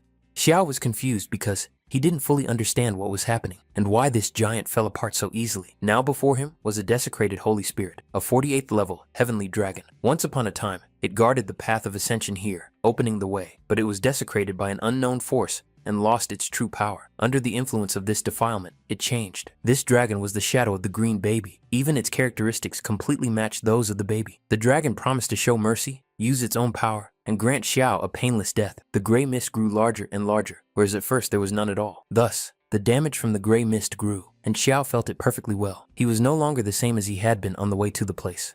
Therefore, the green baby hurried to seal his shadow's ability, so that Xiao would not get worse. But fighting against himself was very difficult. After all, the green kid's trump cards were visible to this deity, and he knew exactly what to do. Yes, the green kid had indeed imposed a ban on magic, but he himself was deprived of it and could not use it. This monster resembled Xiao from Dunhuang, as it looked very similar to the ancient frescoes. Now, it was time for Xiao to teach this bastard a lesson. The monster clearly did not expect Xiao to have a second divine pet. This took him by surprise. After that, the monster stopped laughing and became quiet as a mouse. Xiao now had to destroy it. Using its divine fire, the phoenix launched an attack that the defiled dragon could not defend against, and the green baby finished the attack by cutting open its body. These insignificant humans dared to insult a deity. Yes, he died in this body, but he promised to return. The dragon's body shattered into tiny pieces like trash, but his words echoed that he would meet this mortal again. The brave warrior from another world was thanked for banishing the Sekhmet and liberating the sacred arena. The day would come when, if he was lucky, he would meet the Holy Spirit and gain the right to embark on the path of ascension. And that key now belonged to Xiao. Only those who conquered the sacred arena were worthy of receiving the Holy Spirit's guide. With it, Xiao had the right to walk the path of ascension. But, unfortunately, the Holy Spirits had long been lost in the river of time, and whether he would find them depended solely on luck. Since our hero had completed the trial of the sacred arena, the teleportation was activated. In addition, after this task, Xiao had a new hidden task. Would he be able to cope with it? Dolores and her friends discovered that the gray fog had become even more frightening, and its density had increased significantly. The sorceress suddenly wondered what the boy was doing there. The warriors assumed that he might have poisoned himself to death, but Dolores was sure that this bastard had a life stronger than a cockroach. But the longer they talked, the more they noticed that the fog was gradually disappearing and dissipating. Before Sister Dolores left, Xiao hurriedly called out to her to wait for him. She was absolutely certain that this bastard was definitely not dead. And sure enough, there he was, standing in front of her. The sister understood that he had done something to the fog, and Xiao told her that he had seen the statue of the deity, broken it, and the fog had dissipated. But this short story shocked Dolores. How dare he break the statue of the deity? It was very bold, and the sister even offered to buy him a coffin with a hinged lid or a sliding lid, whichever he preferred. And yet, no matter how you look at it, Xiao had eliminated the source of the gray mist. It could be said that he had helped Dolores get rid of it, and how was she going to thank him now? In fact, he had also helped the Supreme Temple. Maybe he deserved at least some commission, or bonus, or a book on advanced skills, for example. But Dolores took these hints as if he wanted to profit from someone else's misfortune again. Since her sister had things to do, she had to return to the city and report, and then she could talk to Xiao. Had she really decided to run away? But the news that the gray mist had left the city spread quickly. People rejoiced and thanked the heavens. Now they didn't have to run anywhere, and they could return home. And someone in the shadows reasoned that the divinity was indeed very dense.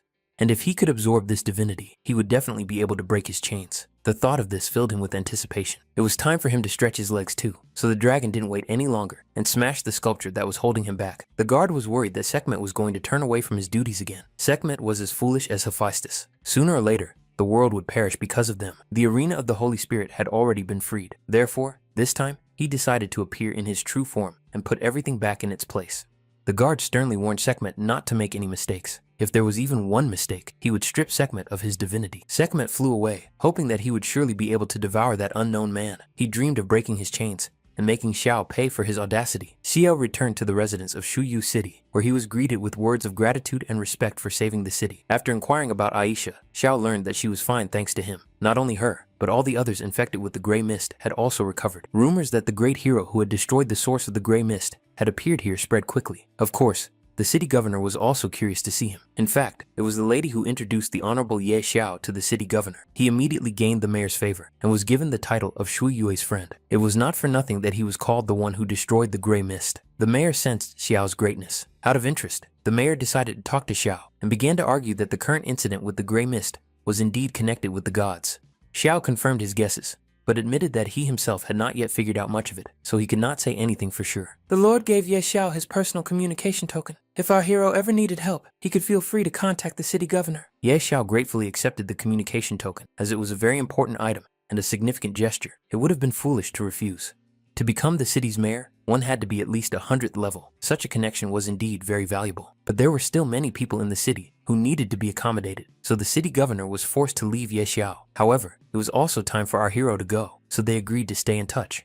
Dolores remembered that it was also time for her to return to the High Temple with her report, so she promised that she would be able to take Xiao through the teleportation array. Quite quickly after such laborious work, our hero returned to the main city, but the task did not end there. Upon his return, he immediately went to the Tor to ask for his help. He needed him to determine one thing. Looking at this plate, Thor was surprised, and Xiao thought that he also considered it a divine artifact, but in Thor's opinion, it looked more like a plate that gnomes ate from. But Thor only knew about food. Xiao couldn't wait for him to finally identify the divine artifact. The green kid should have smelled the disgusting smell from this plate a long time ago, which he couldn't stand. It was this smell that held back the artifact itself. But Thor gathered his resolve and said he would make this artifact shine again. Xiao watched and was very worried that Thor would accidentally destroy this divine artifact with his huge hammer. Under the influence of the hammer, it turned out to be a turquoise glass disc made of incredibly rare turquoise glass.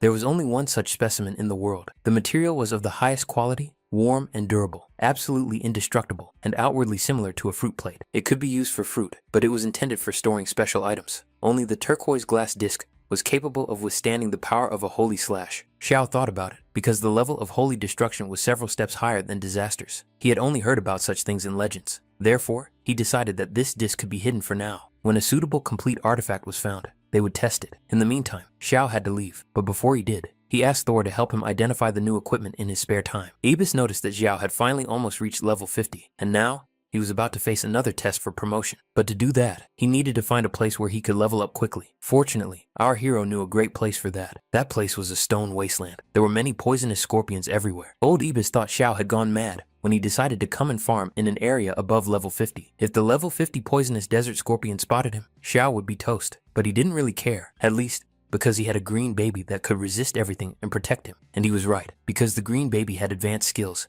and could easily destroy enemies with its fire attacks. Nevertheless, Xiao thought that the green baby was slow today, so he decided to let Xiao Luo go ahead. The phoenix's attack was much more powerful. Fire was his element, and when he used it, he caused huge fires. These massive attacks were simply incredible in our hero's opinion. One attack was enough to destroy many monsters. And finally, Xiao reached level 50. He unlocked new skills, the Eye of the God of Wealth and the Aura of the Lord of Beasts. The green kid also rose one level and gained a new talent, the Body of the Emperor Dragon. The Eye of Wealth allowed him to learn all information about the enemy by spending gold. The cost depended on the rank and items of the target. The Aura of the Beast Lord strengthened his pets. Now, our hero was almost immune to any counter skills, just as befitted the lord of a mythical class. The preparation was complete, and now it was time to go on a trial. Everyone returned to the main city of Fane. Ebis wondered why they were going to the city governor. In the entire empire of the dragon and the phoenix, there were only 5 world temples for passing the 50th level, and the nearest one was through the portal to the capital. Therefore, without the help of the city governor, there was simply no way to proceed. But, unfortunately, the portal to the capital had been destroyed during the anomalous invasion, which our hero had completely forgotten about. Yalan secretly shared that there were rumors that Lady Cheryl had her own secret portal. Xiao smiled to himself, because he was very well acquainted with her. Surely she wouldn't refuse his request. Cheryl was very happy when she found out that Xiao had visited her. If he hadn't come for a long time, the lady would have put out a search warrant for him. Xiao, as always, was impressed and did not forget to add a touch of flirtation. How could one not flirt with such a beautiful lady? But he didn't drag it out for long and explained that he needed help. He urgently needed to get to the capital. Cheryl understood perfectly well that he wanted to use her teleport, and she did not refuse, even though the teleport had not been used for a long time. The last time she had activated it, she was still a young girl. Therefore, she could not guarantee that the teleport would work now. But Xiao asked her to at least try, because who knows, maybe it would work. And it worked! The teleport was indeed activated. Now the guy had to hurry up and get in, because the portal was unstable and couldn't hold for long. Xiao didn't know how to thank the lady, and promised that as soon as he passed the test, he would return immediately. Finally, the lady asked Xiao to convey her regards to His Majesty if he saw him. She also made it clear that she would be waiting for him. The teleport worked as it should, and our hero found himself in another city, right in front of the main building. 2 level 80 guards were standing guard. They wondered who he was and why he had suddenly appeared there. Xiao urged them not to worry, as he had arrived from the main city of Fan, and Lady Cheryl had activated the portal, especially for him. When Xiao introduced himself as the official viscount of the main city, the guards apologized for their rudeness. They were being formal, but Xiao didn't need that. He wanted to get to the Supreme Temple as quickly as possible. They kindly agreed to escort him there. After all, he was no longer a random traveler, but a viscount. As the guard guessed, Xiao had come here to take the 50th level test. He then explained that there was only one way to the Supreme Temple in the imperial capital, and to get there, one had to go through a long and difficult procedure. But of course, with the title of viscount, the guard could take Xiao there directly, which was clearly lucky for him. When he was led to the right place, an incredible landscape and architecture unfolded before him. Such scale was quite appropriate for the Supreme Temple, and behind it stood the World Tree. If one climbed the trunk to the top, one could receive the blessing of the gods themselves. Xiao met Aboshi, a 5th-rank servant of the Supreme Temple. He was heading towards the young man, along with other men. Abatsi had just received a message, and came here personally to meet the respected Viscount Xiao. On the way, Aboshi asked what level of trial Lord Xiao was going to take. Xiao decided to keep up the standard, and take the Abyss trial as usual. Abatsi felt it was his duty to warn the gentleman. The 50th level trial was an order of magnitude more difficult than all the previous ones, and no one knew exactly what awaited him in the song. Nevertheless, Xiao had already made up his mind long ago, and in any case, it didn't matter to him. Aboshi did not try to dissuade him, and simply wished him luck. Meanwhile, someone was rushing to the Lord with important news. The news was that Xiao, whom the Lord had ordered to be watched, had arrived in the capital. Just think, how did that damned upstart dare to show up in the capital? Was he really looking to get himself killed? Upon learning that Xiao had arrived in the city alone, the Lord decided to summon his entire personal guard and show Xiao his place. Just think, he killed all of the Lord's men, and now he came to the imperial capital and hoped that he would get away with it. What a scoundrel. The guard also clarified that Xiao was most likely in the Supreme Temple. He had great glory, and if they attacked him openly, there could be consequences. But Prince Karami was not concerned about this. It was his capital, and he decided what to do here. No one could prevent him from touching anyone, and no one would do anything to him for it. Our hero was already at the location of the Land of Trials. This place was really strange, and there weren't even any small monsters here, he thought. As soon as this thought crossed his mind, he noticed a creature flying past him like a comet. A huge monster towered before him, with wings like a Pegasus, but the physique of a wolf. It was a level 50 Black Death tiger, a creature distorted by an unknown force. Its mere presence suppressed all living things. It was considered the master of the borderlands. It was extremely dangerous. Without serious strength, it would be impossible to deal with it. Xiao had to be careful. If the Black Death tiger caught him, it would be difficult to escape from its clutches. Our hero decided to send the green baby first, to check what the Black Death Tiger was capable of. The green kid attacked with almost 10,000 points on his first try, but this did very little and rather angered the tiger even more, so it went on the counterattack. The green kid didn't stop, and when the right moment came, he attacked with his other skill. The damage after this attack tripled. The Black Death Tiger couldn't withstand the damage and fell dead. Xiao couldn't wait to see what items had dropped. There was one item of ethical rank, made of dark gold. Xiao found a broken fang sword and a black darkness ring, but they all needed to be identified. After such a loot, there was no stopping. Xiao wanted to continue, and, together with the green kid, look deeper into the trial. In the Supreme Building, everyone gathered around the all-seeing sphere to catch a glimpse of the Black Death Tiger, for it was clearly at least a lord level. Many couldn't believe their eyes that they had actually seen the defeated tiger. How strong was Mr. Ye Xiao? Of course, this was an abyss-level trial, and the lords couldn't watch calmly without emotion. But one of the elders urged them to just watch calmly. After all, the abyss trial for the 50th level was not just any lord. Xiao had already started on the second boss. From the elder's perspective, everything was happening at breakneck speed. Even bosses like these couldn't stop our hero. Who was he? A reincarnated god. One of them thought that even in his prime, he would have been inferior to Xiao in strength, but to the others, it sounded like a joke. If you retreat all the way, you might as well live your life that way. Further on, they discovered the paw of some giant beast. They had no idea what kind of beast it was. After all, the level of the abyss was inaccessible to them. A moment later, the entire image on the all-seeing sphere suddenly disappeared. It wasn't that something had happened to the sphere, it was that the power was too strong, and the sphere simply couldn't withstand it. The elders were indignant because they had all gathered here to watch Xiao and the abyss, and their only access to it had been taken away. During his time in the abyss, Xiao had come to one conclusion. The trial of the abyss was truly not for the weak. Would Ye Xiao be able to handle it? The previous two bosses were at the monarch level, and the final boss would most likely be at the immortal level. Our hero considered it his duty to fight him. In that case, Ebisu asked to be locked up in the animal enclosure, or left waiting at the entrance. So much did he not want to die. But just think, if Xiao died, all his debts would fall on Ebisu's shoulders. As soon as Xiao entered, the system warned him that he had entered a deadly zone, and he immediately left the area. He was eager to see who was there, and who he would have to fight. As he had guessed, standing before him was an immortal level monster, but what would happen next? How would he defeat an immortal level monster? The characteristics of the abyss intruder were terrifying. Its skills were completely hidden and impossible to scan. Xiao decided to try out his new skill, the Eye of Wealth. After activating this skill, the gold flew away like water. More than 40,000 gold coins were spent. The boss had too many skills: invasion power, desecrated soul defense, abyss wave, sacred abyss shield, abyss ashes. All of these were unique and defensive skills.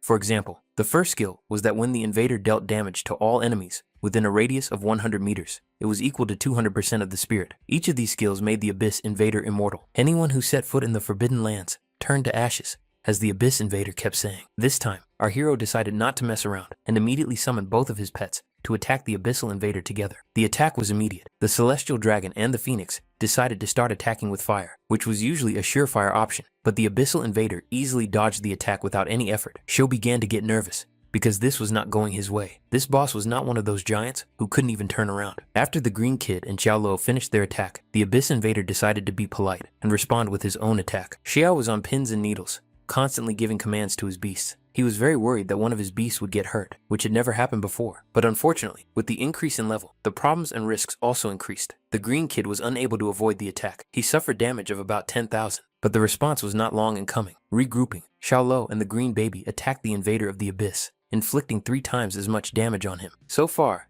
everything was going well, and the boss was under a magic ban. While under this effect, he would be unable to cast spells.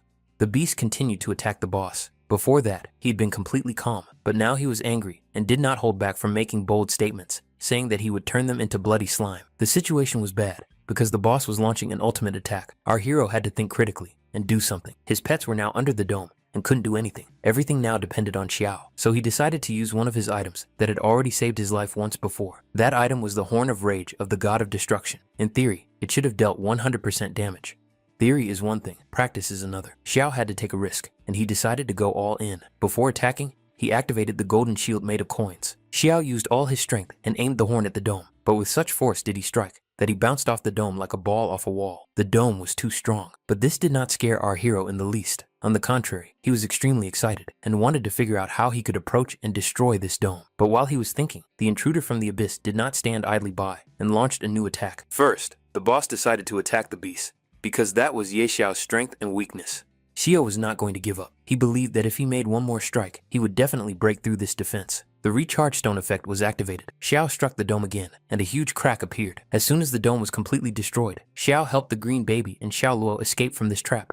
They couldn't wait any longer and immediately rushed to the exit because the Abyss Intruder's attack was still active and could hit them at any moment. Xiao literally escaped from this building at the last minute to avoid being burned alive and subsequently killed. After such an adventure, the golden shield cost him more than 10 million gold coins. This indicates that the blow was simply monstrous. In the end, the entire place was reduced to splinters, leaving only ruins. Xiao slowly approached the boss, hoping that he was already dead. As he got closer, as expected, nothing even moved. He was dead. They had managed to kill the intruder from the abyss.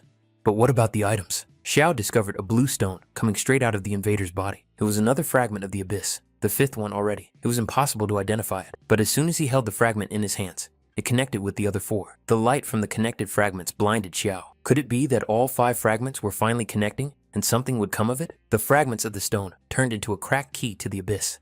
This key was meant to open some kind of gate, but it had been destroyed by an unknown force. What could our hero possibly open with it? Meanwhile, in the capital city, the news about Xiao continued to spread. Xiao had once again passed the 50th level Abyss trial, becoming the first player in the world to achieve such a feat. It was known that as a reward, he received the hereditary equipment, the Divine Stone of Valor. Many players had never even seen silver in their lives, so what else is there to say? Even the Zhang Corporation only got one piece of epic equipment, and here, Xiao had divine equipment. The players remembered that only Xiao was in the combat zone, which meant that they could farm without competition. Therefore, they decided to focus their attention on leveling up. Xiao found himself back in the Supreme Temple, but for some reason, there was no one around, which surprised him. Maybe he used the teleport to the wrong place, but his doubts were dispelled when he heard strange cries behind the door. Someone was shouting, "When will the image be restored?" The elders still hadn't seen any news from the abyss, but nevertheless tried to remain calm and hoped that the image would reappear. But something better appeared, a real witness who had just come from the abyss. Xiao didn't even understand what they were all waiting for, and someone instinctively began to explain, without even realizing that they were talking to Xiao about himself. Such an event happened once in 1,000 years, and if this stranger also wanted to begin the trial, he would have to wait a little. But what if he had already passed it? After this question, the elders finally paid attention to this stranger, and, putting 2 and 2 together, finally realized that before them was Viscount Ye Xiao, whom they had been desperately trying to observe. The gentlemen could not believe their eyes that the gentleman had actually passed the trial of the abyss. He had passed the trial, but had not yet received his reward, and was waiting for everything to be finalized. Abyssa was, as always, perceived as Ye Xiao's pet, and some even wondered how he managed to pass such a serious trial with this frog. One of the elders asked what level the final boss was, and Xiao answered honestly that it was the immortal level. Incredible, right? Having lived for so many years, the elders continued to be surprised by what was happening right under their noses.